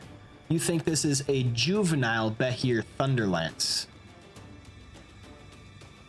You know it has some lightning attacks, and it has resistance to lightning, but other than that, not a whole lot more. Alright. So, I'm going to use Big B's on that and put my hand right here. Okay.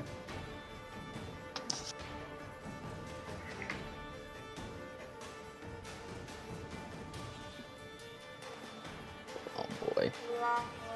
That is an automatic miss. Damn. Hot start. What an introduction to the party. Awesome.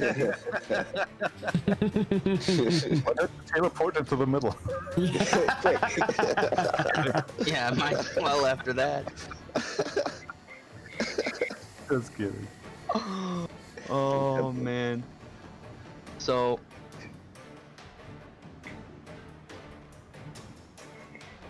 then I'm gonna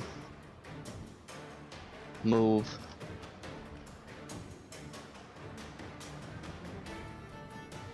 right there. Okay. And end my turn. All right.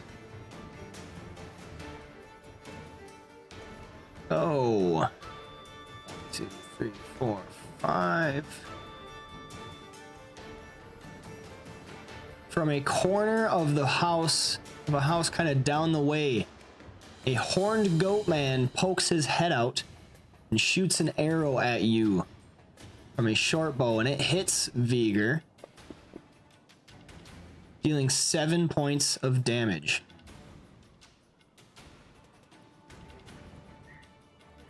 Another little goat man pokes his head out from this edge of the building, and he targets Osiris. Short bow. That is a hit. Dealing 7 points of damage. We go to the Juvenile Thunderlance. This guy. This guy's a baby.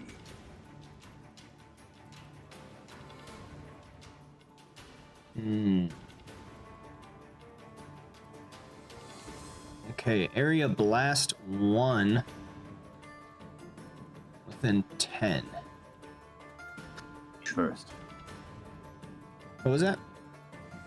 There's no thing as an area blast. There's a close blast. What you mean is an area burst. Area blast. It says area blast 1 within 10. What?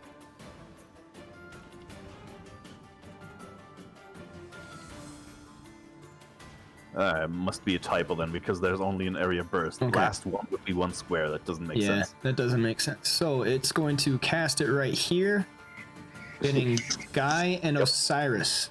Opens its mouth, Oh yeah. and you see it almost like regurgitating this thing coming up its throat, and suddenly spits out a bunch of electricity versus your guys' reflex.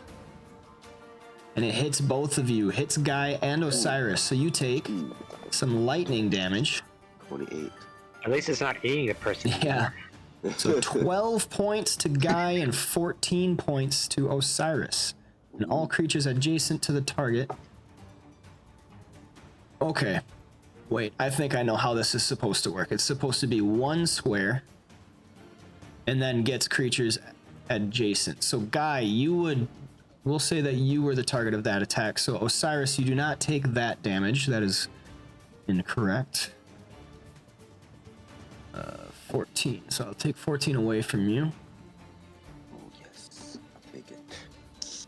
And instead, you take 5 lightning damage. Because that's you a main are... attack and then blast damage. Yep. So there's a Splash. main attack and then splash damage. So Osiris, because you are adjacent to him, that's why that did that. Okay, that makes sense. Guy, Okay. you are up. So I did use Shield of Devotion though, so you should have no damage right now, kind of. Shield of Devotion. Thank you, my Okay, friend. yep. There we go. No damage. Yeah. I love it. Well, Guy's gonna run up to the huge thing. Fucking huge ass baby dragon.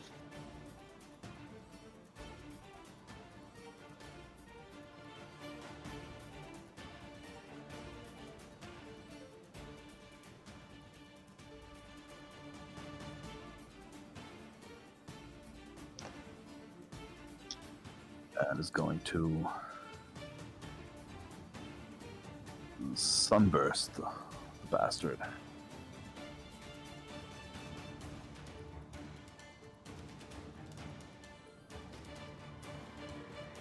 Oof, that is a miss on a 19. But still,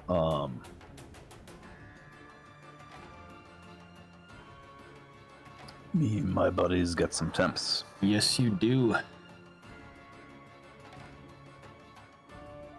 All right, guys, so as you smack down with your great sword, it goes wide, digging into the sand where the creature was just a moment before, but nonetheless, the radiant light bursts out, giving some resolve to you and your allies.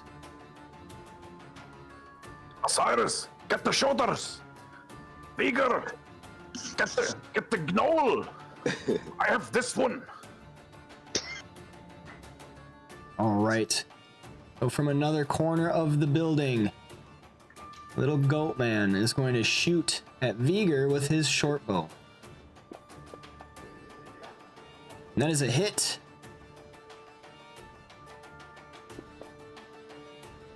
Three points of damage partially absorbed. Osiris, you are up. I yell at guy, who did you want me to target? I was gonna target the gnoll. Ach, the Gauer kannst the gnoll! As if I care. The where? Yeah, fuck him up, Osiris. Fuck his ass up.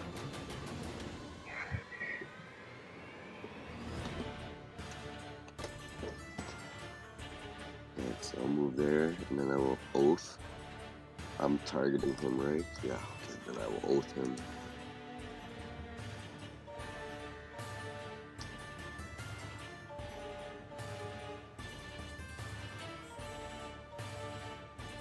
I will. There is my.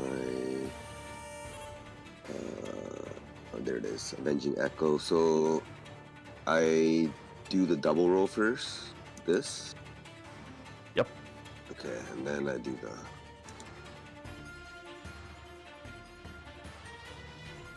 Nice. Right, perfect. That is a hit. Awesome. 18 points of damage. You used Avenging Echo. Okay. Yep. It's quite a good roll there. That's not too bad. And then I think I am also. No, my dance up turn. All right, then I'll just end my turn. I was gonna use my action. Okay. That will take us back to the top of the round, where on the other map, Malagar, you hear off in the distance, same with Kirill and Dozer, an awful yell. "Ah!" And then you hear a guttural, animalistic voice shout out, "Who are you?" As you get closer, Malagar, you see your allies engaged in battle with a gnoll and some large lizard-like creature. Well, Malagar will turn to his newfound allies, I suppose, and will tell them, "Time to prove yourself." And he will run towards his allies to join the fight. All right. So at this time, Malagar, Dozer, and Kirill, you may roll initiative. Roger that.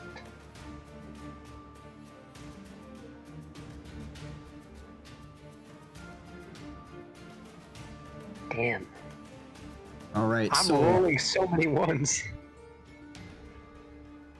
You'll get there, no worries. yeah, Malagar, you should have a +2 to that for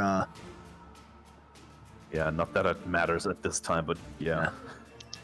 oh, just because we like seeing them numbers. Okay, that's fair. It's true. Yeah, 28's a good initiative. Yeah, 20 is a very nice initiative. Okay, so this round is where you guys may join from the position you're at. The Null will shout out, "We got more!" Would Malagar get to go immediately now because he rolled that high initiative? Or is he skipped for the whole round? No, this we'll have the Null go first, and then Malagar can go after him. Okay, that's fair. And we'll just do it that way. Okay.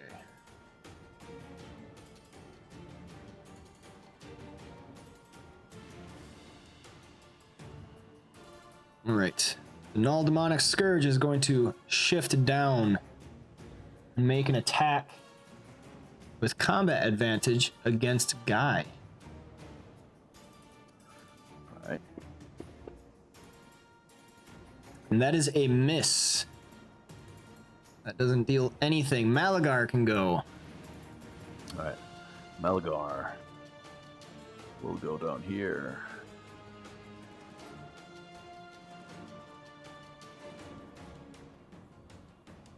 And Thank try God. to take care of that goat man thingy guy. Screw you, goat man. Hey, so he ended his turn. It triggers my righteous condemnation, Null guy, away from me, so I can pull him back. Okay, so let me see. Righteous Condemnation. Yep, that is a reaction. You can do that. So I'll check it off and then pull him back. Boom! Get back here, bitch! Okay, so he technically ended his turn adjacent to you, so you can also do that extra Avenging Echo damage. Oh yes. So now where do I just click the? The second blood icon where it says second int. one? Yep, int plus Okay. 5. There you go. 8 points of damage as the Awesome. Avenging Echoes do their stuff. All right, Malagar. Riposte Strike hits, and it deals 19 points of damage to that goat man. Yep, and that's his turn. All right, Vigor, you are up. Alright, I'm gonna make an attack with Big B's again on the big thing. All right. Talking about some great rolls, man. Oh my goodness. It coils around, easily evading this grasping icy hand. Gonna use an action point All right. and then use Phantasmal Assault against it. Before you do that, we have a warlord around. Anything happening with using of an action point? Yes. So Kirill, because you are a warlord, when you have, let's see, Resourceful Presence. When an ally who can see you spends an action point to take an extra action and uses the action to make an attack, that attack gains a bonus to damage equal to 1/2 your level plus your intelligence modifier. Awesome. Right. That is I the have a Resourceful Presence. So you can see at the very top, it says Resourceful Presence underneath your traits, right above standard actions.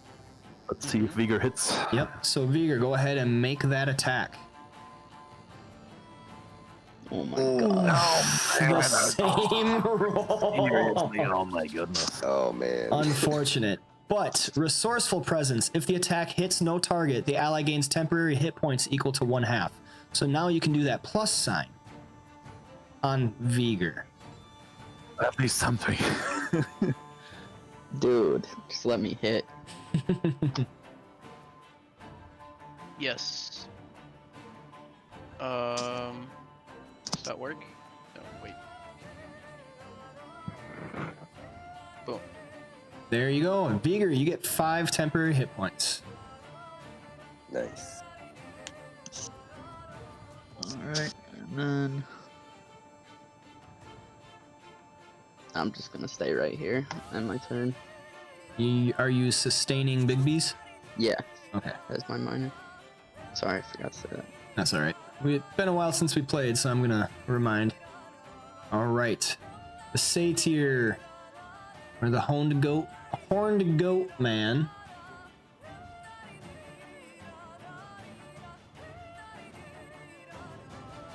Is going to, let's see.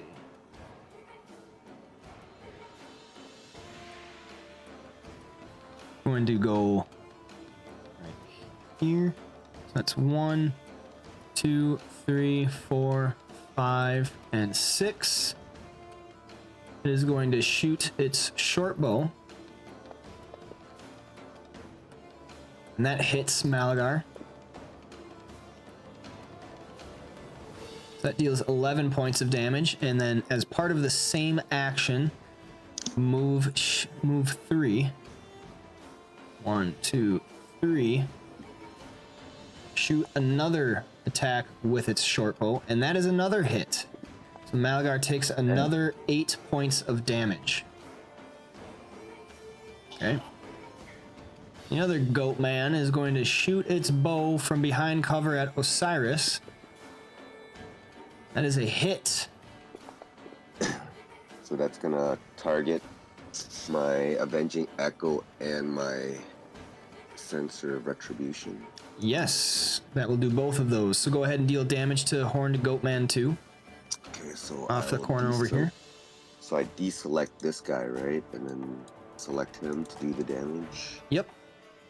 Then it's this one. All right. Damn, 8 points of damage. And it was going to use this ability, so it'll move 3. The same attack, short bow against Osiris. And that is a hit. So Osiris, go ahead and do Avenging Echo again. Right. Perfect. So a total of 16 points of damage to this goat dude. Back to the Juvenile Behir Thunderlance. Has a guy in his face. He does have a guy in his face, and the guy's name is Guy. The biggest, bestest guy you will ever. All right, it is going to move back. So Guy, go ahead and take an attack of opportunity. Oh, okay.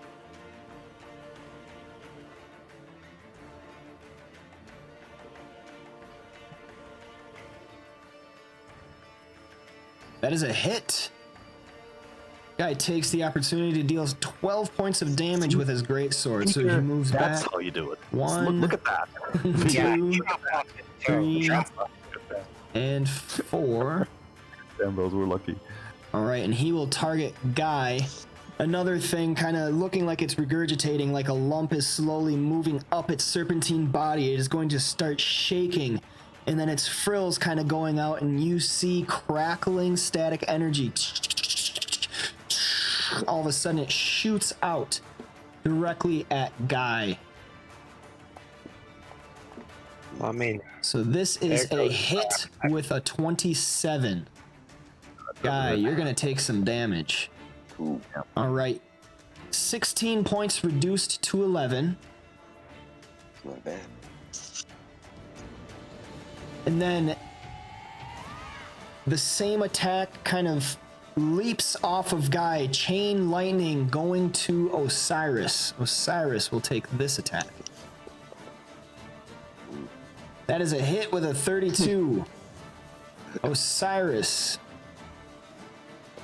Alright, so that will activate my Sensor of Retribution. That does. So that is a total of 6 extra damage when you hit that guy. And you are pushed to and knocked prone. You're pushed back here. So it hits me. Does that also trigger the Avenging Echo? It says anytime. That does. Alright. Mm-hmm. So I will deselect this guy and select him. Correct. Second. Perfect.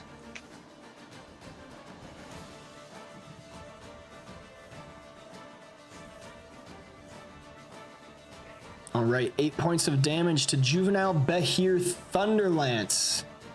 And that takes us to Guy.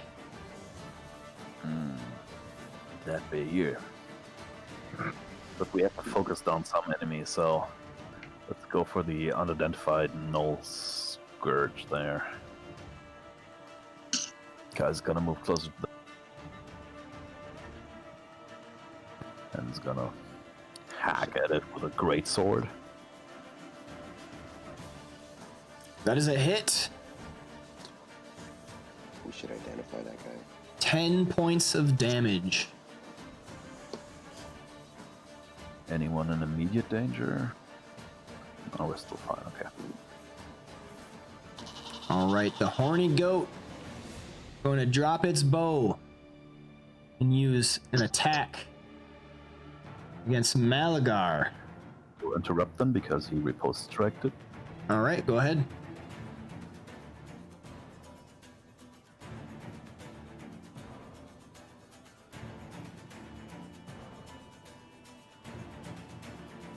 Oh, you no, okay. There we go. Okay.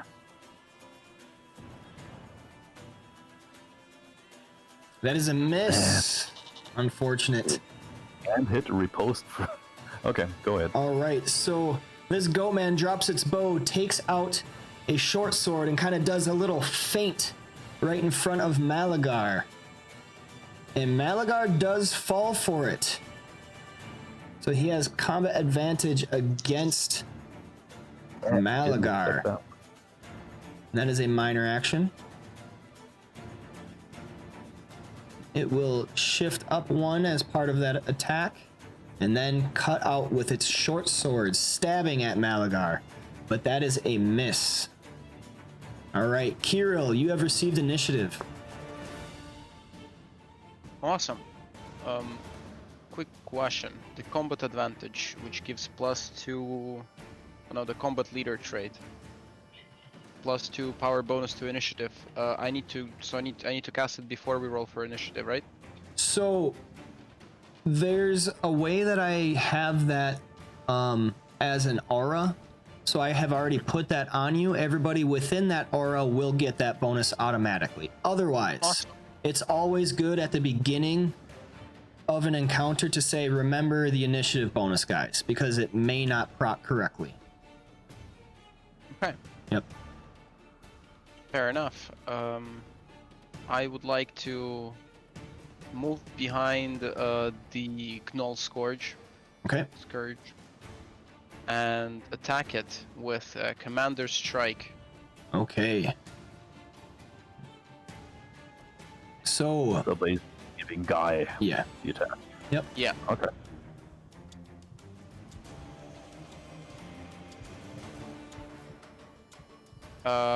Does the attack proc now? I guess. Yeah, Yes. Guy can make the attack. I need to switch characters. Okay. All right. No, there we go.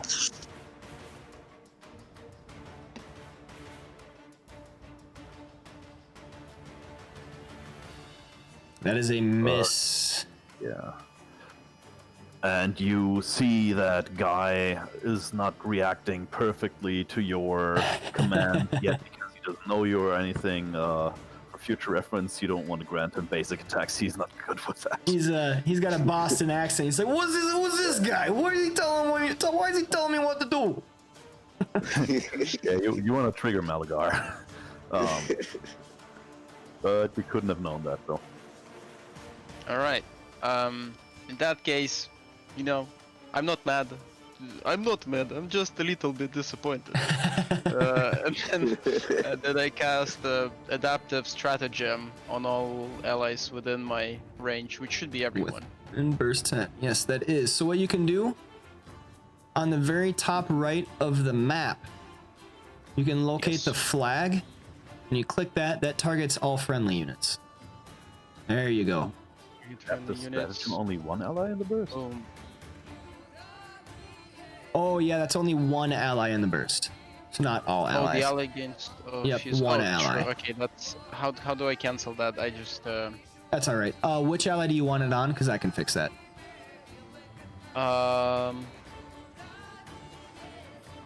Let me see. Power bonus.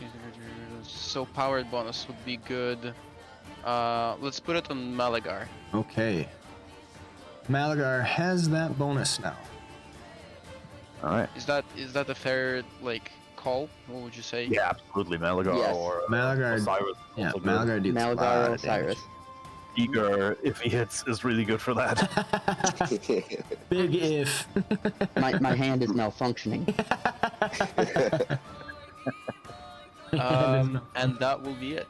All right, Dozer, you're up, man. So one thing in 4th edition that you can do is a charge. A charge is a standard action, but it's kind of like a movement and an attack in one.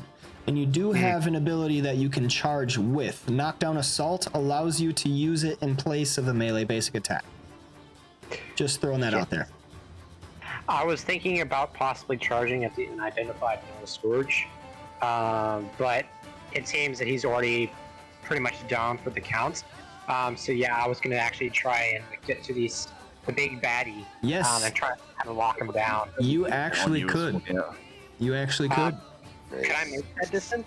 Yeah, so a charge uses your movement. So you would be using your movement to get down, and then you are within range. So you would be 5 squares away. You could perform a charge on the Juvenile Behir Thunderlance. You could do that if you I would wanted. like to do that. Okay. Did you say you wanted to identify the null? I'll identify the null, yes. Okay. I'll just give up like a passing glance. Okay, so please make me a nature check. Okay. Skills. Nature.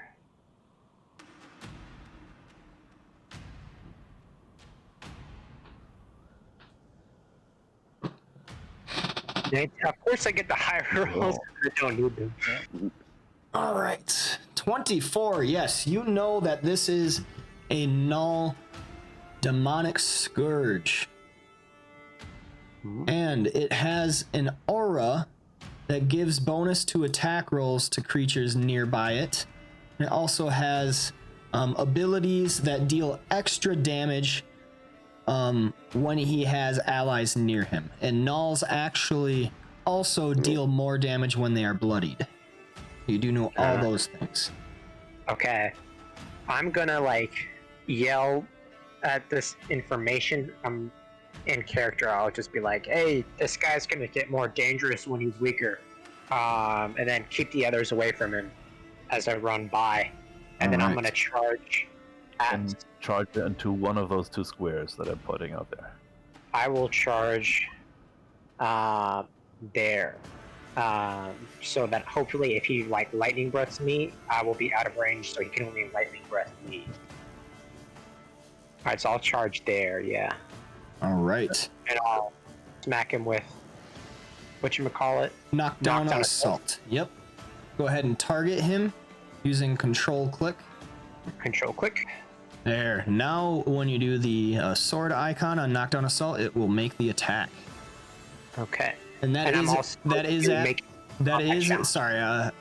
at +1, because when you make a charge, it's a +1 to the attack. So on the very bottom left, you can put a 1 in that little modifier box by the dice. 1 + 1. All right. And where is this? I just found it. Well, okay, there we go. Knockdown assaults, and I'll just click it. Yep. Oof, that is a miss. You rolled a 17. You can still mark it though. Yeah, I'll mark it with combat challenge. Okay, so that is at the top if you scroll up. There you go. All right. I don't think I can do anything else at this point, or at least I should do it. So I'll just raise my shield and get ready to take a whooping by this guy, because he looks like damage. He looks like a fun time. All right, is that the end of your turn? Yeah, might as well change my name to Pinata at this point. All right, Osiris, you are prone on the ground after getting knocked back by this lightning. Alright, first I'm gonna identify the horned goatman. Okay, please make me a nature check.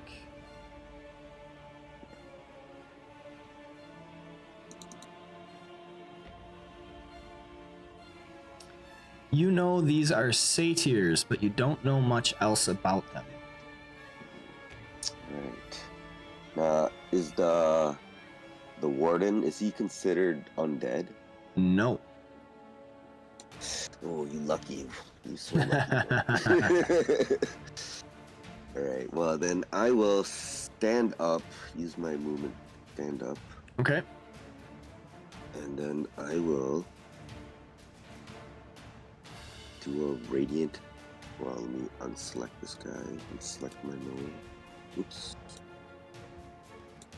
No, and then I'll do Radiant Vengeance. All right.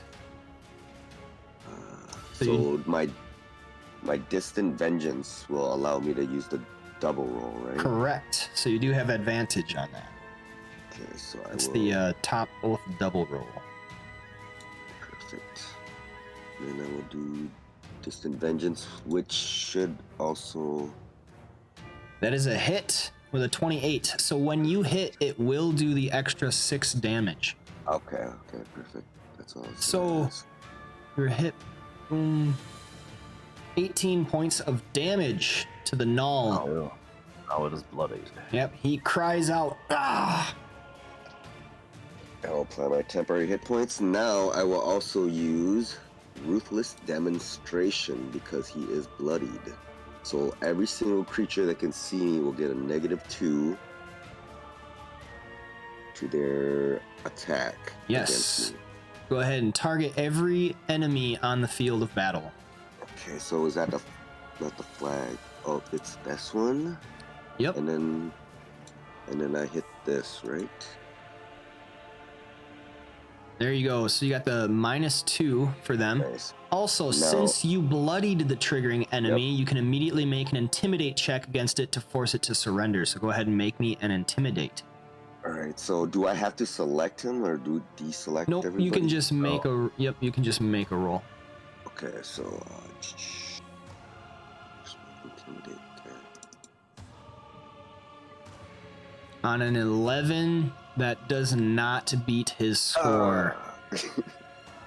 All right, close call. So I will then. Where's my? All right, I will end my turn. Can use my. All right. That takes us back to the top of the order with Malagar Lone Walker. Quick And question. What was the blue circle? The blue circle is Vigor's Bigby's hand. So Okay. that's a icy hand. Didn't you used to have a hand on there? Yeah, I don't have it out though, because those tokens kind of congest the battlefield. Yeah, I mean I can if you really want me to. You know what? For you, anything, anything. Just to make him roll higher than 3. I need some help. What happened to the guy who was slowly being eaten by the big snake? Is that the dead guy right Yeah, there? that's the Rabble 7. Damn. Died. Can't save them all. He gone. At least he's not eaten and slowly being digested. Yeah. All right, Malagar, what are you doing? There you go. He's gonna stay on that satyr with another riposte strike. Okay.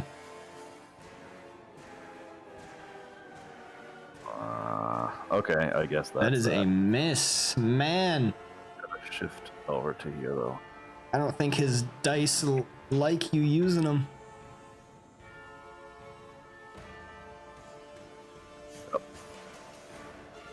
All right. The demonic Scourge will call out, "To me, you idiots!" And he will. Let's see. What does he want to do now? He's going to step to the side right here. He's going to swing his heavy flail at Guy. Okay. And that is a hit on a 26.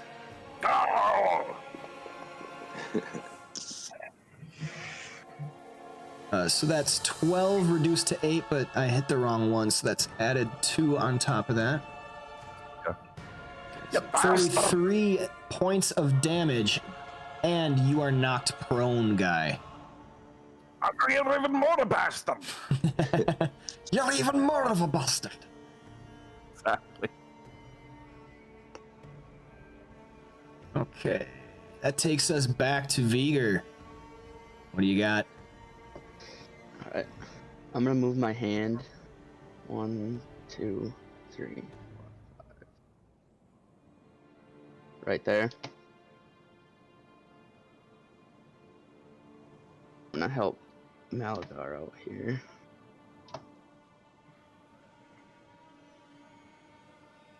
Attack. Strike 1 with Phantasmal Assault. All right.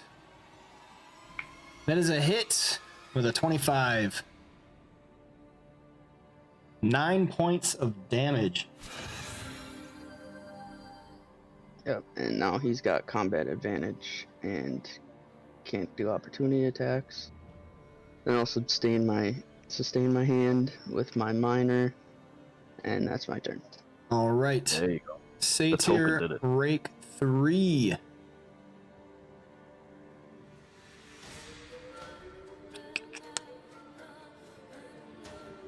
Going to step up right here. He's going to make a short sword attack. That's a hit. 6 points of damage, and as part of the same action, he gets 2. Come on. Shift up right there. He gets combat advantage. And now he's targeted, and Malagar will timely dodge that. Okay, so that is a hit, but Malagar dodges out of the way perfectly in time.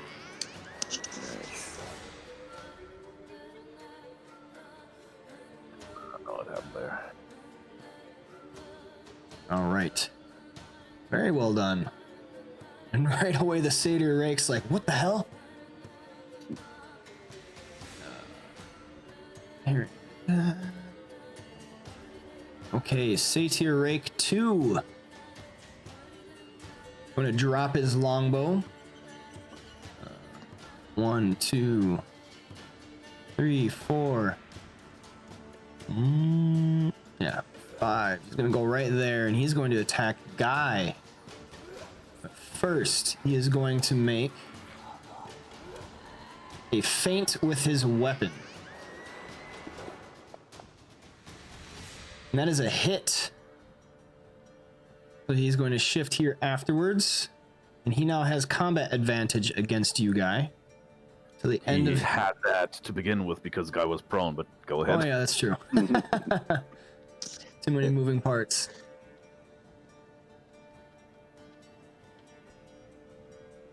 All right, so now he's going to use his standard action. Wait, no, I did that wrong, because that was a move action. He cannot do anything anymore. That's my bad. Okay, Juvenile Thunderlance is going to bite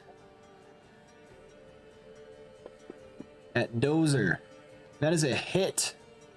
Oh, Dozer is going to take some damage. He takes 6 points of damage. Guy, you are up. You are prone on the ground. Yeah. Guy will stand up if you could remove prone, please. I can. And then because we were warned that the demonic Scourge is more dangerous when he's bloody and whatnot, Guy is gonna focus on him and attack him with Blessing of Battle again. All right. That is a miss.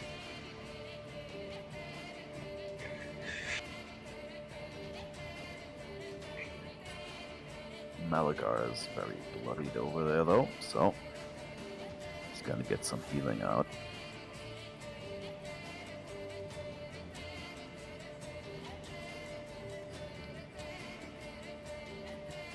He not doing too hot. Ooh, Malagar healed for 25 points of healing as Guy whispers a little prayer hymn. All right. Satyr Rake.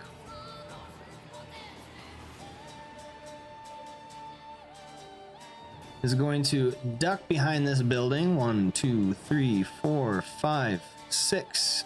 It's going to use a double movement to get right there. Kirill, you're up. Awesome. I have a quick question. I have an item that tactician's armor. Yep. which basically whenever anything is called up on my upon my intelligence modifier, it gets +1 to whatever the value is. Mm-hmm. And I'm just not sure how to apply it because I So don't think it's. I went Yeah. ahead and I added that. So Oh, if you okay. look at, let's see, your lead the attack, there's an effect that says target attack 2 plus intelligence power. That's already put in there because your intelligence modifier. Oh, because it adds 1 to that value. Yeah, so that's right. But for example, Commander Strike also uses intelligence modifier. Yep. So I have the 1 Yep. plus your intelligence modifier because normally it's just your intelligence Oh, 1 modifier. plus. Yep. Right. Okay. Awesome. Then, what I would like to do is use my lead the attack on the Warden. Okay.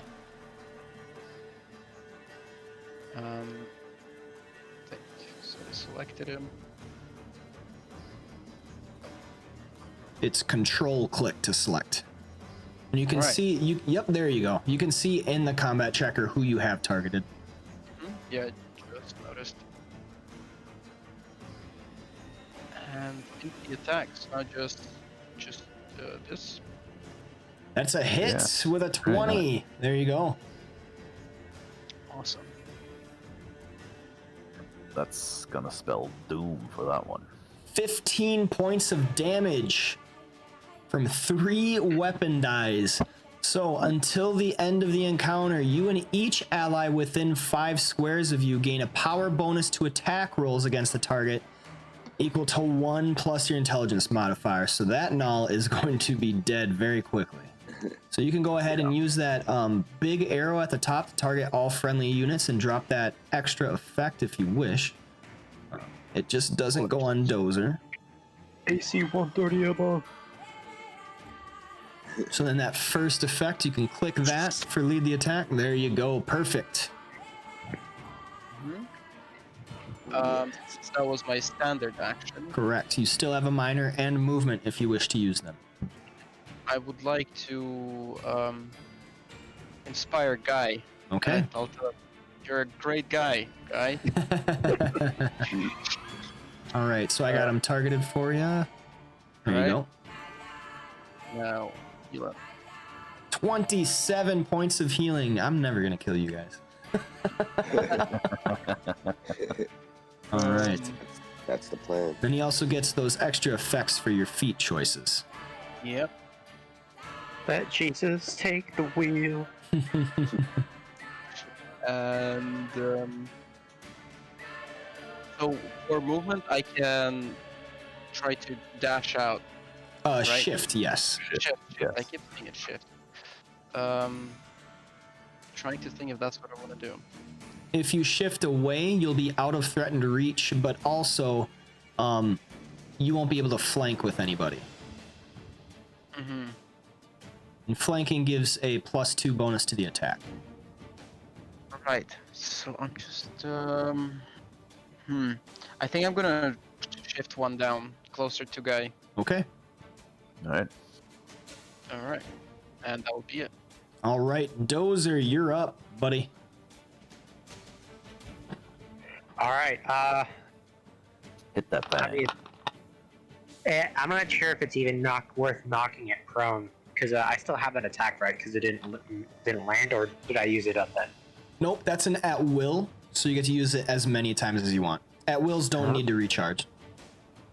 And the other thing with getting knocked prone, it is a movement action to stand up from prone. So Okay. it'll take their move action in order to get up, so it's actually pretty good. I mean, a lot of my builds on them trying to get away with opportunity to attack. Yeah.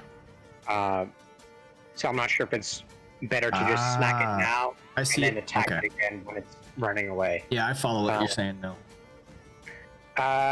Has a day passed since the last battle, or did we run here? Nope. So what Right happened after. was you finished your fight with the dwarves and you kind of rested for a little bit, and then you went on your way rushing out. And after a couple of hours spent in the Thorn Wastes going south, you eventually heard these noises which brought you to this area, and Malagar found his friends. So I would say it is pretty close to dusk at this point. Okay, so It's not I quite don't dusk. have my crack the shell up yet. Nope. All right, I'm going to just Weapon Master Strike. What's the difference between that and a normal attack? So basically, the Weapon Master Strike has extra effects. So think of it this way. You can always make a melee basic attack, and that's just straight hit for damage. But the at-wills kind of like determine your class. Okay. So they kind of bring out the parts of your class that really make you what you are. So I gave you this Weapon Master Strike because before making the attack, you may sheath a weapon and draw a different one as a free action. So you can literally just like switch weapons in and out. And depending on which type of weapon you use, it grants a different bonus. So if you have out your longsword, you can switch to an axe and it deals extra damage equal to your Constitution modifier. Or you can switch to a mace and then you get to slide the target. So it has a lot of different uses for different weapons. That's kind of why I gave it to you.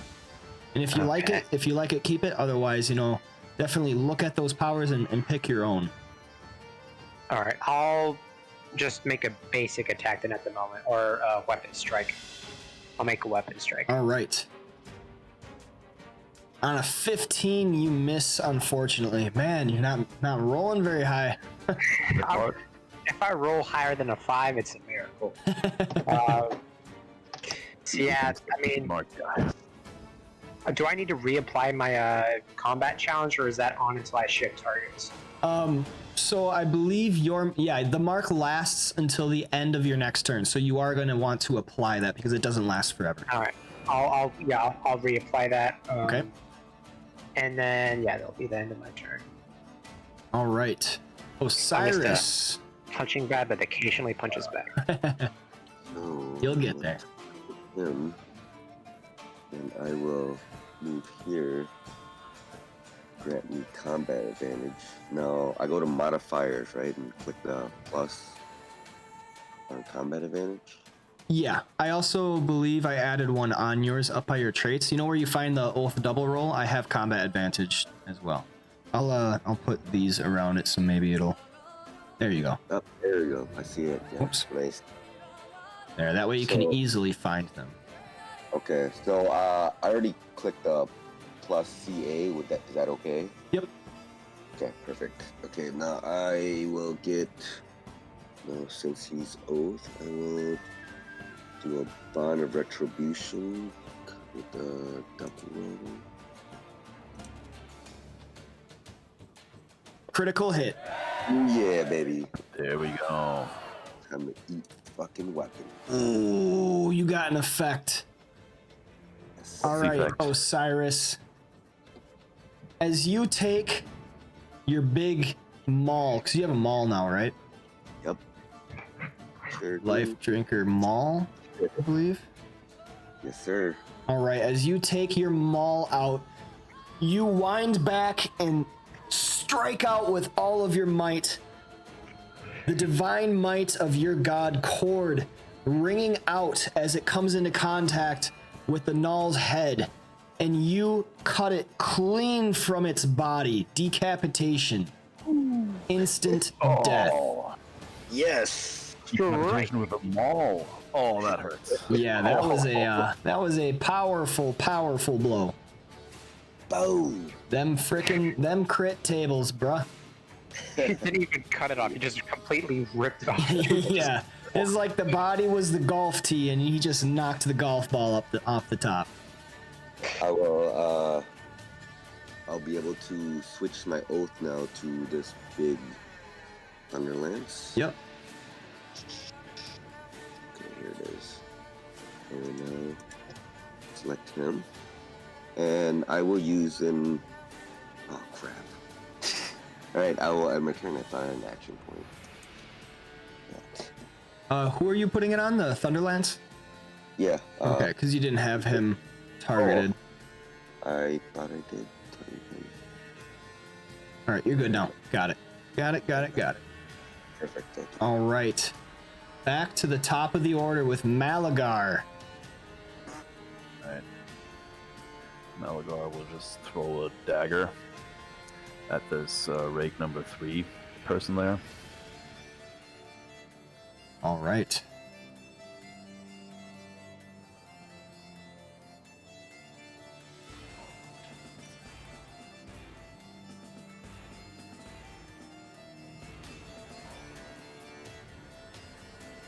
That is a hit.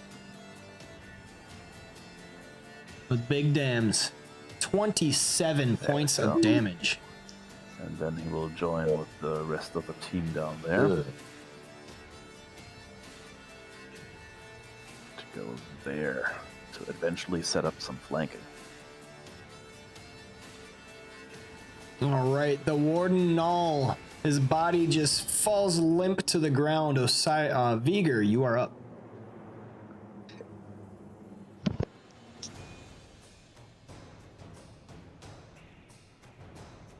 So I am going to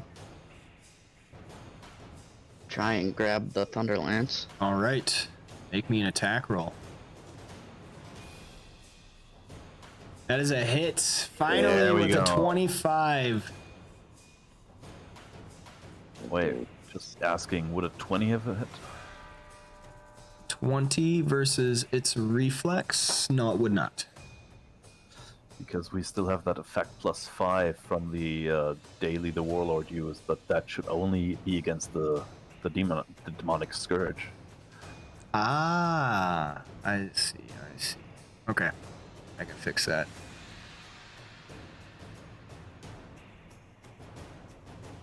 $20 would not hit Vigor. I'm gonna use my memory. Okay, roll me a d6.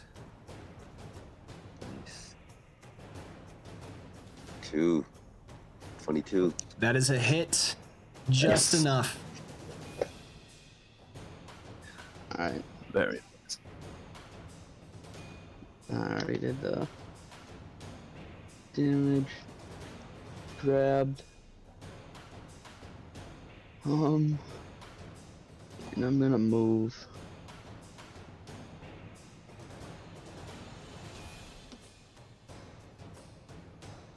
Right there.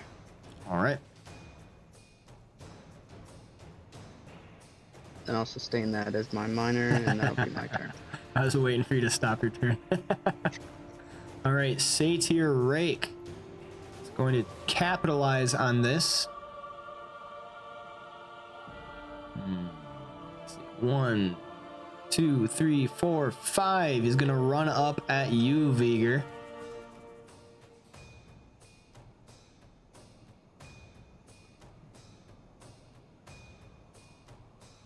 Do this. So he makes one short sword stab against you, and that hits with a 30. Oh. That deals 3 points of damage as it is partially absorbed, and it is going to shift right here. Make another short sword attack as part of the same action. That is a hit on a 28. Double hit. That will deal 7 points of damage. Satyr Rake. 2. It's going to shift right here.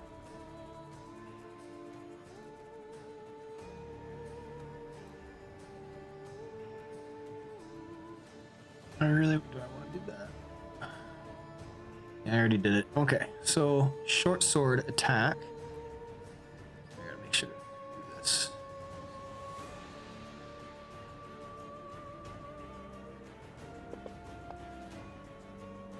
It is a hit. Deals 4 points of damage. And we go to the Juvenile Behir Thunderlance. So this thing is grabbed right now. Grabbed? Yeah, it's grabbed by the Big B's And hand. my hand. Oh. Yep. The standard action.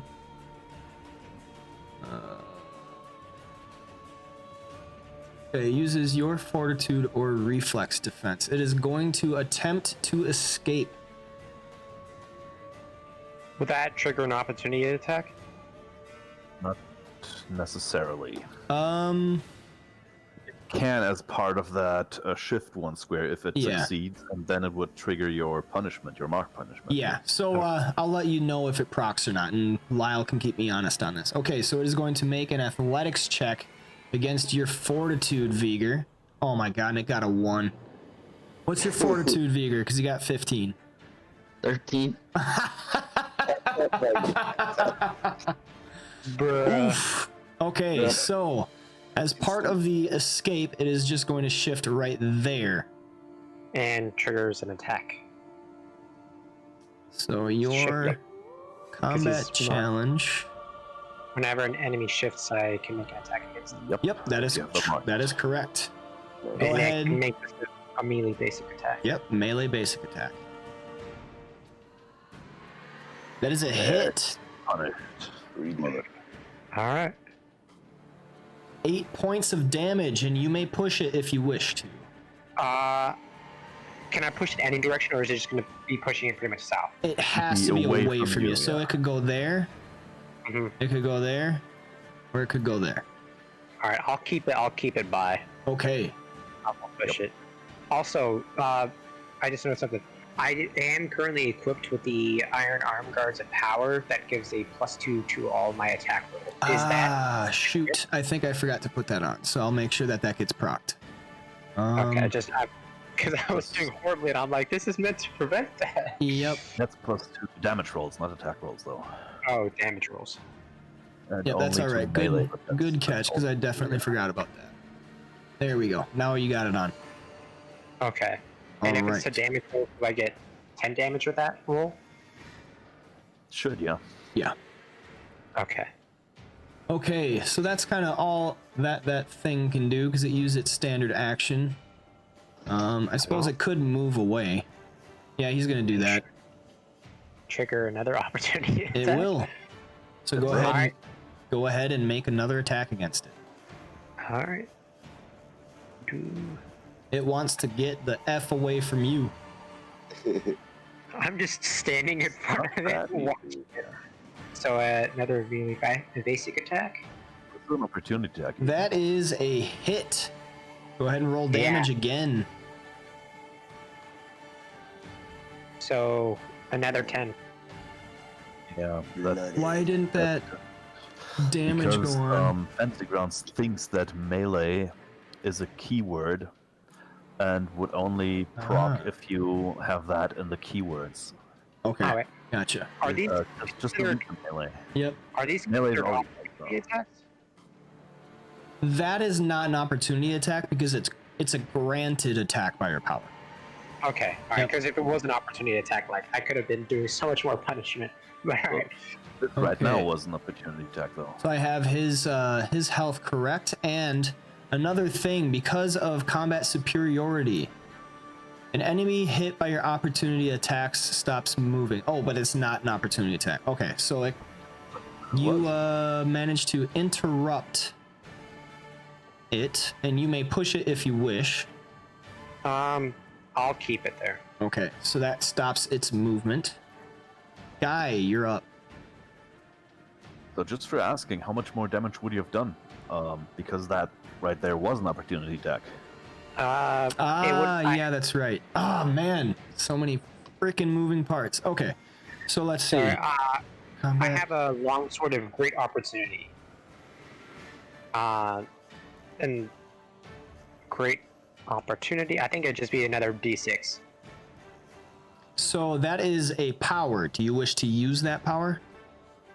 Because you deal an The- extra 1d8 damage.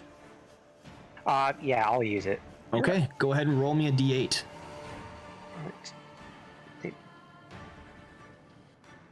That's not a D8.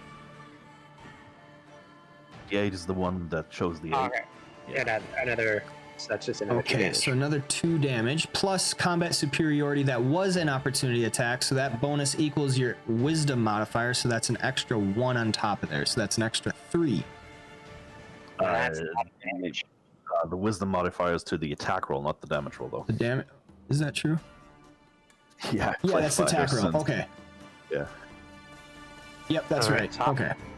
All right. So We got it. Guy We is got it. up. We got it. Yeah. I got the math Sounds right. funny. We're all learning this guy right now. Yeah. So yeah, Guy's gonna shift south 1 square here Okay. to set up a flank with Malagar later on, but he will attack the Rake too to keep these guys a little bit busy. All right.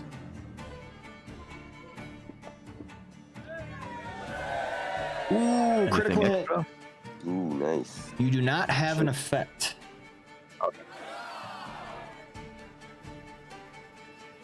Max damage.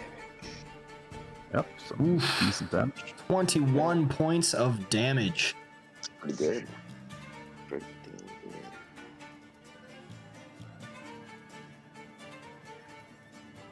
He needs some milk. All right, so this satyr is going to make 1 short sword attack against Guy. And that is a hit with a 30. So Guy, you take 6 points of damage, and it is going to shift as part of the same attack, same action. It is going to attack you with its short sword once more with combat advantage. Oh man, that's a miss. All right, Kirill, you are up. Alrighty. Well, so if I move out of the Satyr's rake range right now, I'll get an opportunity attack on me, right? Yes, Unless I shift out. correct. Yes, exactly. Alright.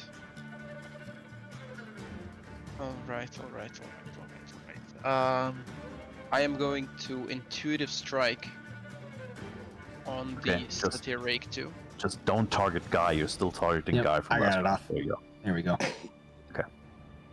Okay. Would that deal damage? I guess that would, right? Yep, it would. if you hit and didn't catch it. There. Ooh, that is a miss. Dang. A hit and a miss. Then I will dash away here. Not dash, shift. All right.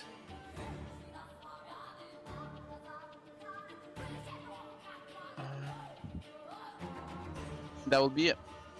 Okay, Dozer, what do you got for me? All right, I'm gonna smack him again. Okay. Let's see it. Alright. See the epicness of my smacks. Smack. Smack him.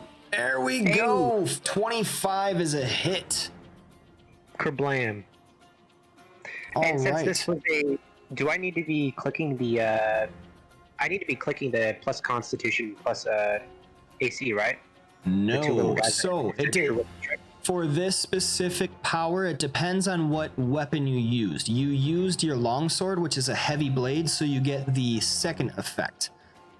Okay. Yep. So that first one, that con damage is only for axes. So Okay. because you used a heavy blade, until the end of your next turn, you get a +1 power bonus to armor class against the target's attacks. So go ahead and But do I need to click that, right? Yep, you need to click that one. Okay. There we go. All right, and then I'll reapply my combat challenge on Perfect. big dragon thing, and then yeah, that'll be the end of my turn. Perfect. All right, Osiris, you're up. Alright. So Cyrus starts chanting, and then he's gonna unleash a big old lightning bolt from his Ooh. arms. And a double roll. Renewing strike. Renewing strike. Ooh, that looks like a That crit, is a babe. crit Oh yeah. How does he get back-to-back crits? because he's got that double roll from Oath. Ooh, So one of his last 30 people. points of damage reduced by half. Or reduced to 15. As Osiris extends a hand and you see electricity kind of crackling around the arm and the forearm, the upper arm, and suddenly it shoots out and it hits this creature, but it absorbs a little bit of the lightning damage. And Osiris Ah. regains some hit points. Save his life. Alright, and I will end my turn. Okay, taking us back to the top with Malagar Lone Walker. Malagar will mumble under his breath. Vigor, why do you always get into trouble? I'm fine. He goes there to assist Vigor. All right. And as a minor action, he will activate his Cloud of Darkness. Okay. You already used Dark Fire. Oh, no, you're right. Yep, you're right. My bad.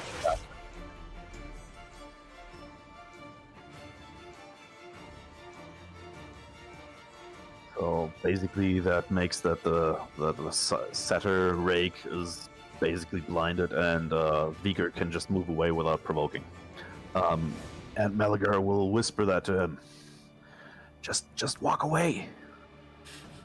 Let me get this real And quick. also, No, you gotta moonwalk for extra points. oh, you have an extra. Oh, I see. It's gonna mess with the tokens though, so don't deselect your tokens, and it makes it hard to target. It's a cool thing, but because it's on the token layer, it messes with the tokens and shit. Cool. So I'll have to move it, but that is where the darkness is. All right. Anyway, he will target the setter rake 3 and attack him All right. with a Resourceful strike here.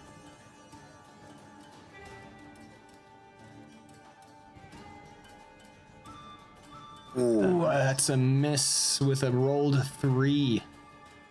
Oh well. At least he helped Vigor to get out of there. So the guy can't see me now, You right? cannot. Exactly. Yeah. All right, Why do I Warden have to is move? den. Vigor, you're up. Walk away.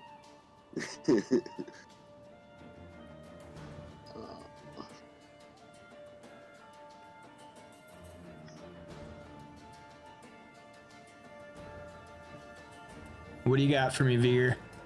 I am. So. 1,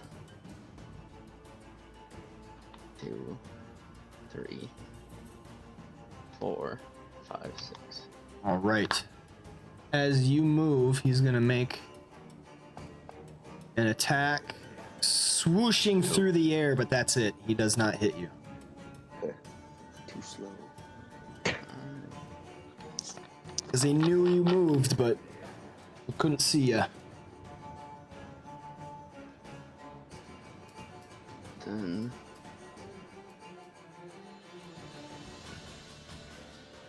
I'm gonna use Phantasmal Assault on the Rake 2. You're targeting the Behir. I just dropped and dragged. Gotcha. That works. All right, that is a hit. Go ahead and roll damage. Then apply that effect to the Satyr Rake 2. So 14 points of damage. Dece. Bad. and then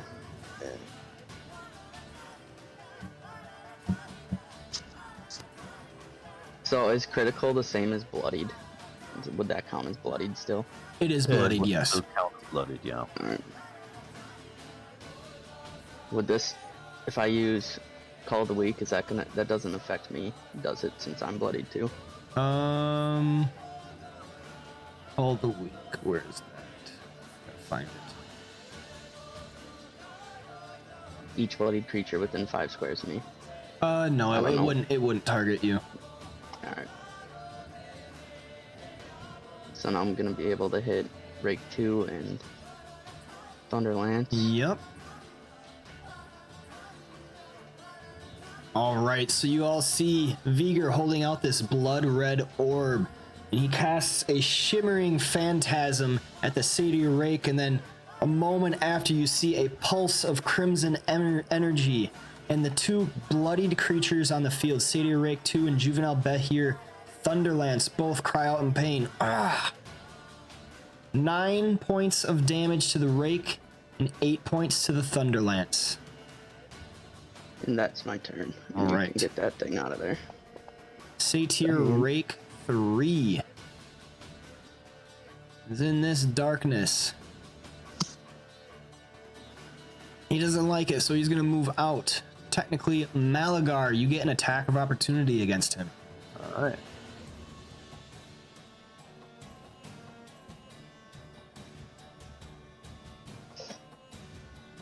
There we go.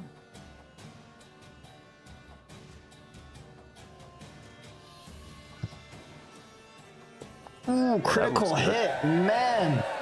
If you're not rolling low, you're rolling pretty freaking high. Nice crit. 35 good. points of Yeah. damage. Holy crap.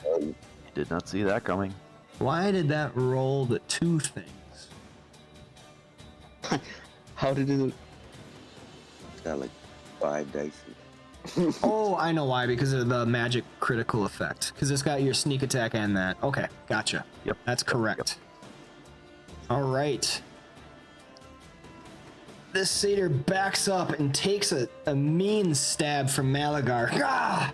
Looks over, sees his bloodied allies, sees the juvenile but Behir Thunderlance is almost dying. He is going to take off. Satyr Rake 2. Let's see. He is going to make an attack against Guy, and this is with combat advantage. And that is a hit. Yikes. This deals 11 points of damage, and as part of the same attack, he is going to shift 3, 2, and 3, and make an attack against Vigor. That is a critical hit. This deals 10 points of damage. Juvenile Behir Thunderlance. Let's I gotta see. use my. Oh yeah, never mind.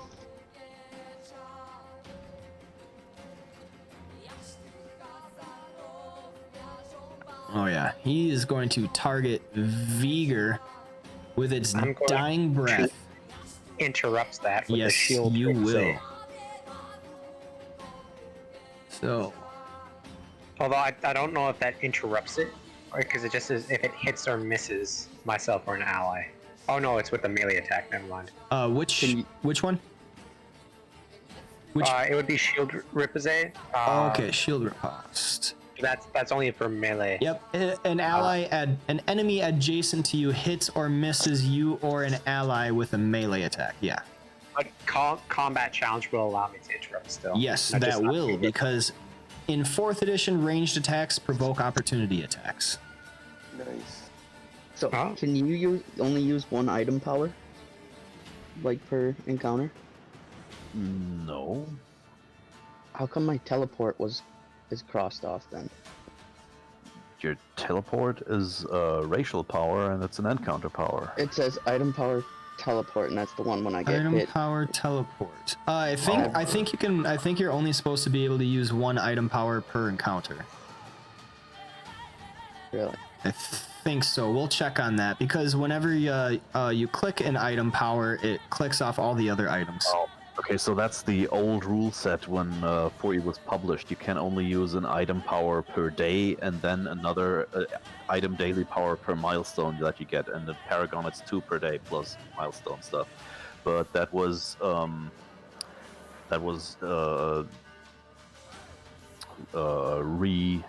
rewritten basically Okay. when they did the rarity things. It was basically originally a thing against gold bagging, which they call when you just have like 10 weapons for their daily powers and exchange weapons every turn. It's Okay. like, Yeah. I'll put the 9 iron here. It's for the daily power. Yeah, So, I'm okay with you we guys restrict that. using more than one in an encounter. Yeah. So, no 'Cause worries with that. I would have So- teleported and used the healing surge. So what you do is basically bottom left in the powers where it says mode standard. You go to preparation. and then at the very top it says item daily limit, and you should put that to like 40 or something. 40. 42 if We're you gonna want. use I don't know. 40 powers in one It encounter. just, Damn. you know, these things are limited by rarity these Yeah, days. yeah. Okay, so go ahead and do your melee basic attack dozer, for you are interrupting this attack. Yes. Ooh, that's a miss. Thank God. So would I be able to use my teleport after I got hit there, since it wasn't Yeah. crossed? Yes. How do I change the number on that daily limit thing? Like you're On the saying? bottom left where it says mode, you change it to preparation. Yep, I got And that. then you I go got all the item way to the daily. top. If I click on it, like, All the way to the top, and it says item daily limit, channel divinity limit, healing infusion limit, yeah. item Click on the daily number and limit. put in a new one. Yep. It doesn't give you a cursor. Just click on the number. Oh, put it in doesn't. Yep. Oh, okay. There you go. Thought you had to do something. Nope, there you go. Got it. Okay, so this Behir Thunderlance is going to target Vigor. And you see, once again, its body kind of convulses and starts shaking. Shoots a bunch of lightning out of its mouth. Vigor must try to avoid this, but it is a hit on a 25. Anything you want to do, Vigor? I can't do anything though. Let's see, your shield. Oh yeah, that's only +4. Mm-hmm. All right. The Vigor. I'm still confused. Can I not shield represent him? Because you said that ranged attacks do trigger. Your shield riposte specifically says the trigger is an enemy adjacent to you hits or misses you or an ally with a melee attack, and this is not a melee attack. Alright, okay. All right. Sorry. No worries. Okay, so that is 3d8 plus 5 lightning damage. Oh man, really? Oof. Big oof. And that will shoot off to Osiris next. Thunderlance. That is a hit.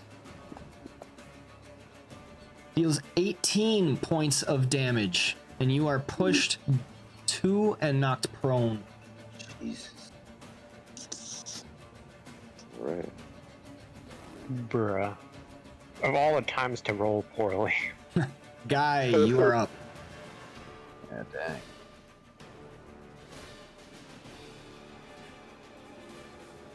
-22.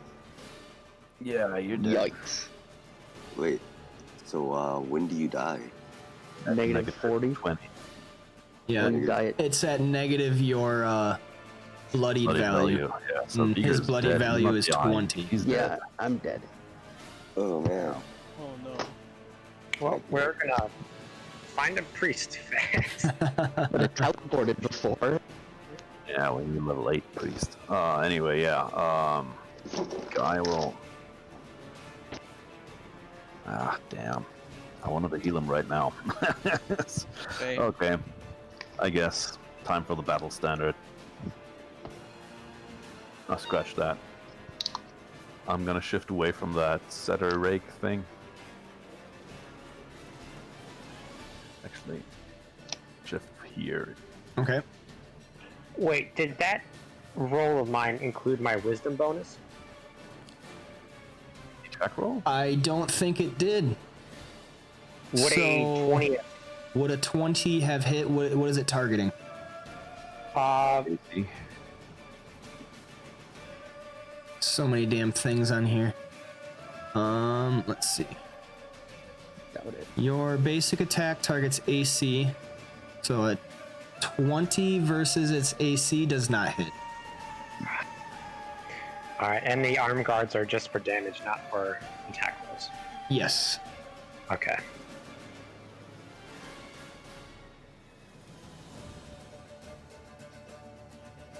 Alright, Guy will shift over there and tell Malagar to attack the rake number 2. Okay. Will do. Wait, is he targeting that Jabir guy? I mean the Dragonlance? Ooh. the Dozer. Yes. I can use the channel divinity and give him divine guidance. Yes, and you give him can. a second row. Okay, so let's see. Where is it? Channel divinity, divine guidance. An ally within 10 squares of you makes an attack roll against your Oath of Enmity target. Okay, Dozer, please make me another attack roll. Let me die. Any attack or just Melee basic. So Melee make basic sure you opportunity. have the wisdom modifier on there. Yep, that's a hit. Okay, go ahead and deal damage. Roll high. plus? This is all. Do I need to add the +2 for? Nope, that's already on there. Oh, that's already on there. Okay, I'll cancel that. Yeah. All right, and boom.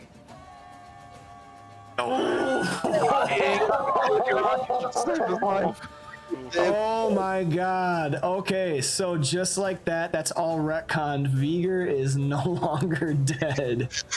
Oh. Holy shit. How much health were you at, Viger? Do you remember? I remember it was Add 30 something. I was at 10, I I think think. it was 36. He did 32 to me. 32? Yeah. Okay. yeah, he had hit points, I think. Ooh. So 30 wounds. All Yeah, right, there we go. Viger. From the brink of death, Osiris, channel divinity out almost as this lightning lance is coming out. It's almost like slow motion. It stops. The Warforged takes another swing, bites deep into the creature's abdomen, and it slices out, felling the creature. It falls dead, unable to complete its attack. Go ahead, Dozer. How do you want to do it? I'll just stab it wherever possible. So is it dead when it fell down, or How'd you kill it?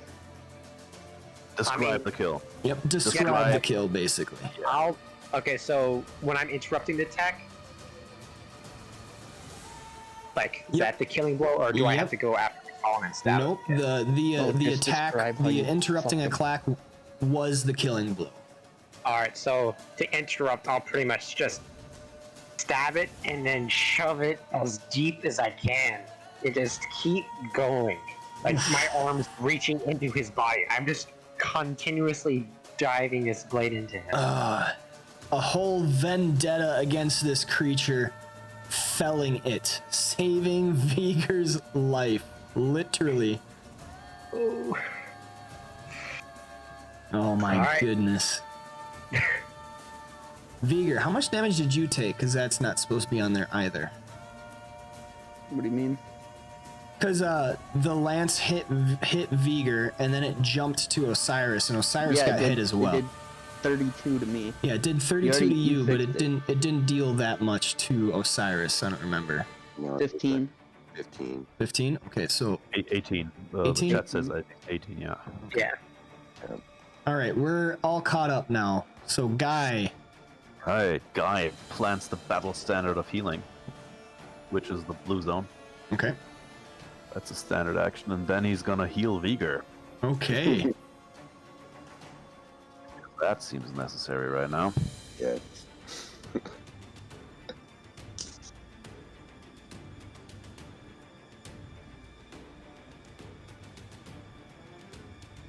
$15 points of health back to Viger, and everybody else gets 2 points for the battle standard healing zone.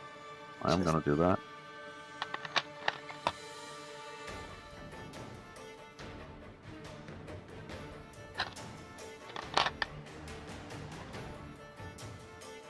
And that's Guy's turn. All right. Satyr Rake 1. Turns and flees. Let's see. We got 1, 2, 3, 4, 5, 6, 7, 8. 1, 2, 3, 4, 5, 6, 7, 8 off the map.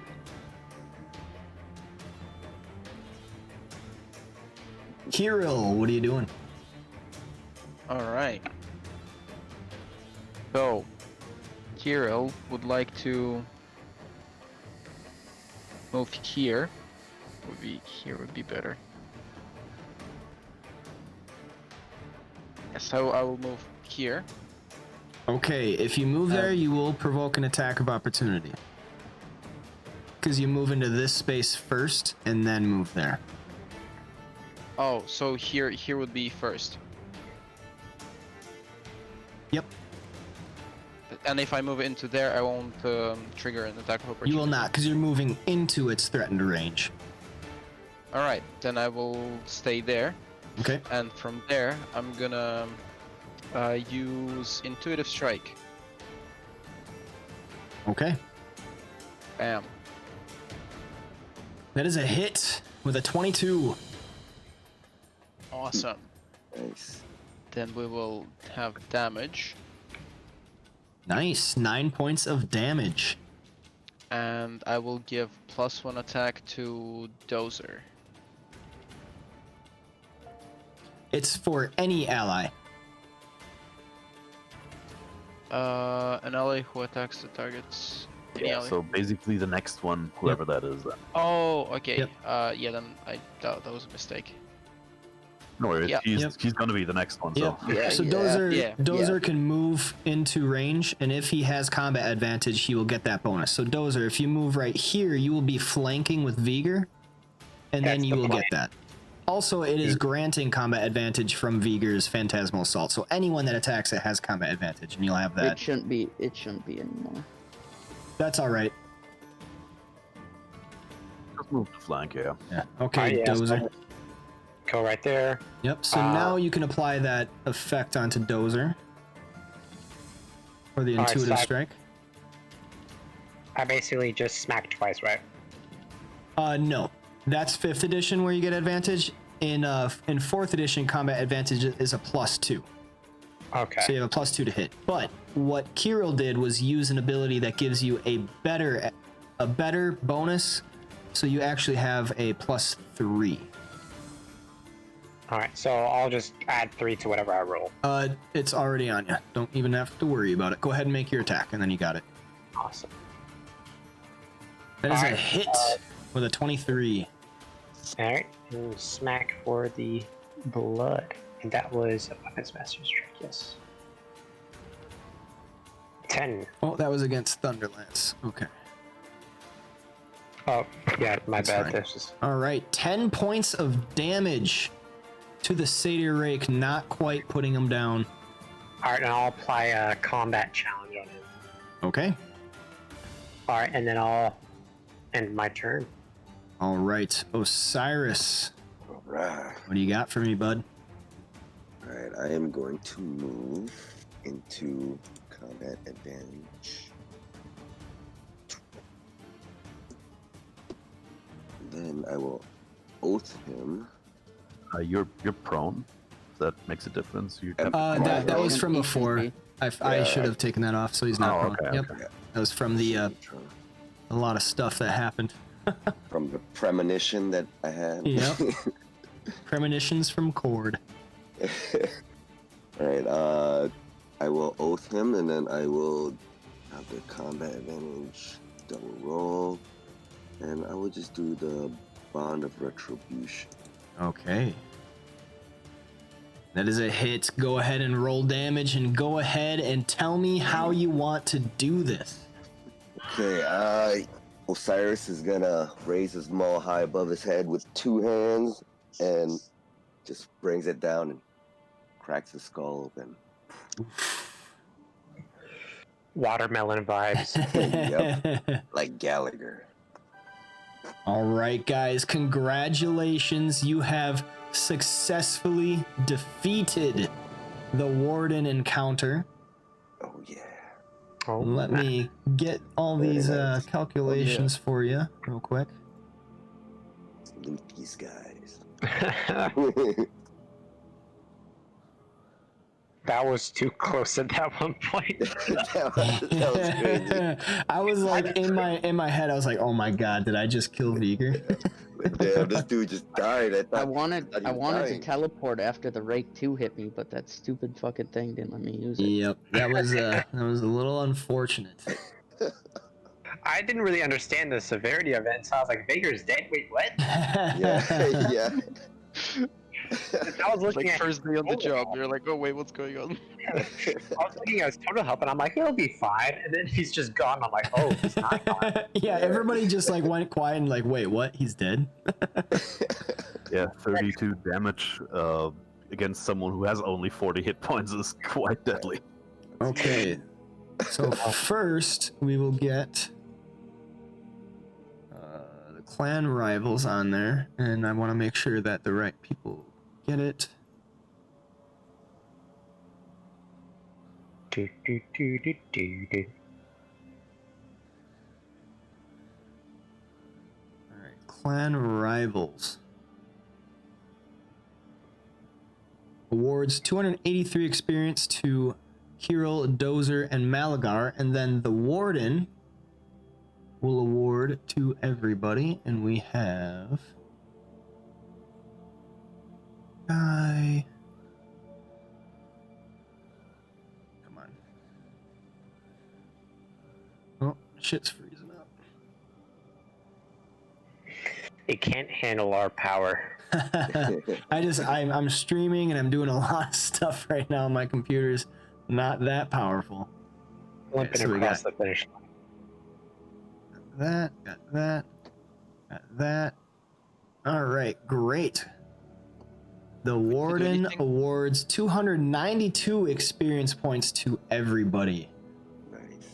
Congratulations. Osiris, Veigar, Malagar, and Guy are all pretty darn close to leveling up. Close.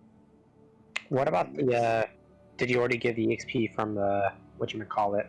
The clan rivals fight? Yes, I did. I applied that. That was the first part, the 283 experience points. Oh, Yep. this whole encounter, I thought that was just from per enemy. Yeah, I was like, oh. it all adds up. Okay. Yep, so each individual enemy adds up to the encounter total, and then that gets split up amongst everybody that was in it. Fair.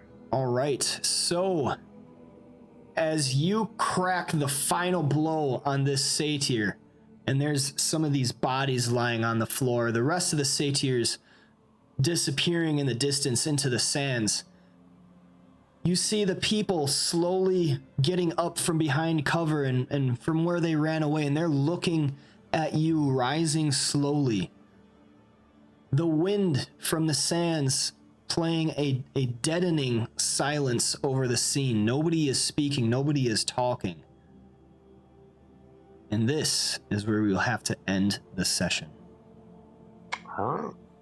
Awesome. It's good Thanks stuff. for hosting. That was awesome. Yeah. That was a fun session. That's Very You got some adrenaline rushes in there. That was close. All right, guys. Thank you so much for joining. I had a lot of fun this session. I hope you guys do. Sounds like it. Yeah. Any closing So- thoughts, guys? Do we know when the next session's going to be? Next session in 2 weeks on Sunday, and I'm gonna be aiming for that 9 o'clock time. Something came up tonight, and I'm really sorry about that. But we actually we got 2 encounters in. We got new guys. I think we're right on the nuts. But yes, 2 Next weeks. session is in 2 weeks. Yep, next session, 2 That weeks, sounds good. 9 p.m. Central Standard Time. Sounds good. Sounds good. All right. Good night, guys. All right. All right. All right. Good So night. for Dozer, go ahead and keep looking at those powers. If you see anything that stands out, let me know, and we'll definitely change those out. Otherwise, Yeah, Yeah, the martial otherwise, weapons not. any questions, go ahead and ask Lyle. He's very knowledgeable. Sauerkraut is also a very knowledgeable guy. If you want to help build to optimize the party, those are the guys to talk to. it would be Okay. possible to change some abilities like post launch, right? So Yes. if I, yeah, okay, awesome. All of your 'Cause abilities you can change out as you see fit. I just kind of gave you a build that I think would show off the defender, just so that we could play today, because I know you were struggling with the powers because there's so many. But yeah, you can change any of them out you want. Okay. All right, then yeah, I'll probably switch in a few. But I like most of them. Thank you. All right, thanks. All right, Are guys. our sessions normally once every twice a week, or? Yes, because my schedule is very difficult with the end of my days because I work second shift, so my availability kind of sucks. Yeah, So, just get fucked all the time. Yep. Every 2 weeks, I anticipate, if we're playing on Sundays, every 2 weeks, I anticipate being very consistent on. So yes, that is the way going forward, every other week. I see. Okay. All right. All right. All right. See you guys in 2 weeks. See you Or in guys. chat if you have questions. Yep. Yeah. Sounds good. All right. See you guys. Bye. See you later, people.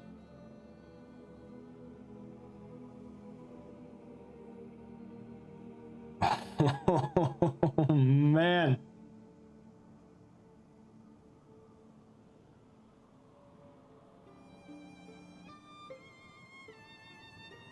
I almost killed Viger. The minute I did it, when I saw his health go down, I was like, wow, okay. Man.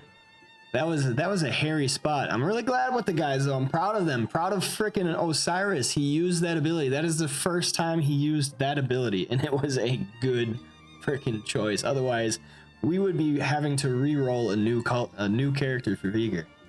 Yeah, there you go.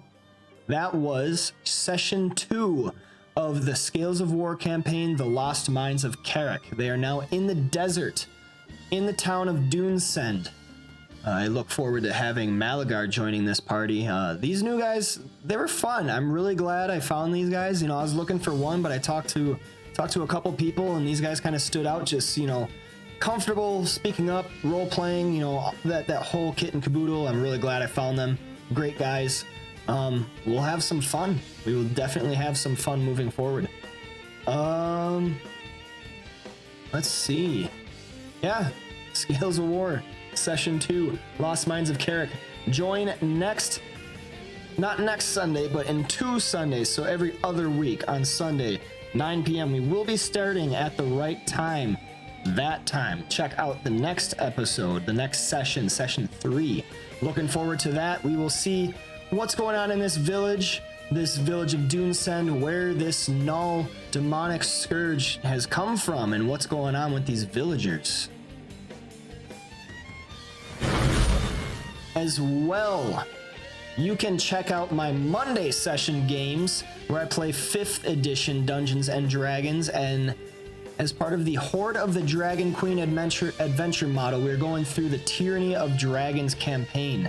That is a lot of fun with those guys as well. Good role-playing group, and combat's interesting as well. The deadliness of 5th edition kind of coming out into play for that.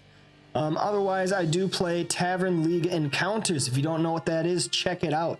I am playing a session on Tuesday and Wednesday this week at 10 a.m. Central Standard Time. That's the same time for my Tyranny of Dragons campaign as well. 10 a.m. tomorrow, Mondays, every Monday. Join the Discord to get in on the encounters. Looking for more people. Could definitely use some DMs to help me out run these sessions for all these people in the Discord. Very high, intense, tactically strategic combat, boss fights, 2 to 3 hours long. Been a lot of fun. Make sure to throw me a like, follow, or even a subscribe if you enjoy what's going on here. If you want to support the community, support what I'm doing, trying to build more, trying to do more for you guys. We just want to play Dungeons and Dragons, man. We just want to have some fun. We want to get together, have a couple of drinks, play some stupid games, get lost in the immersion for a little bit, you know, kind of forget about the bullshit that comes with life for a little bit. We all have a lot of responsibilities and chores and everything we need to worry on, but we need time to ourselves as well, and this is where you can get it, at the Tavern League. And so give up your mug for a final salute and line up around the bar for a last round of shots. Go ahead and down those boys. This has been the Tavern League.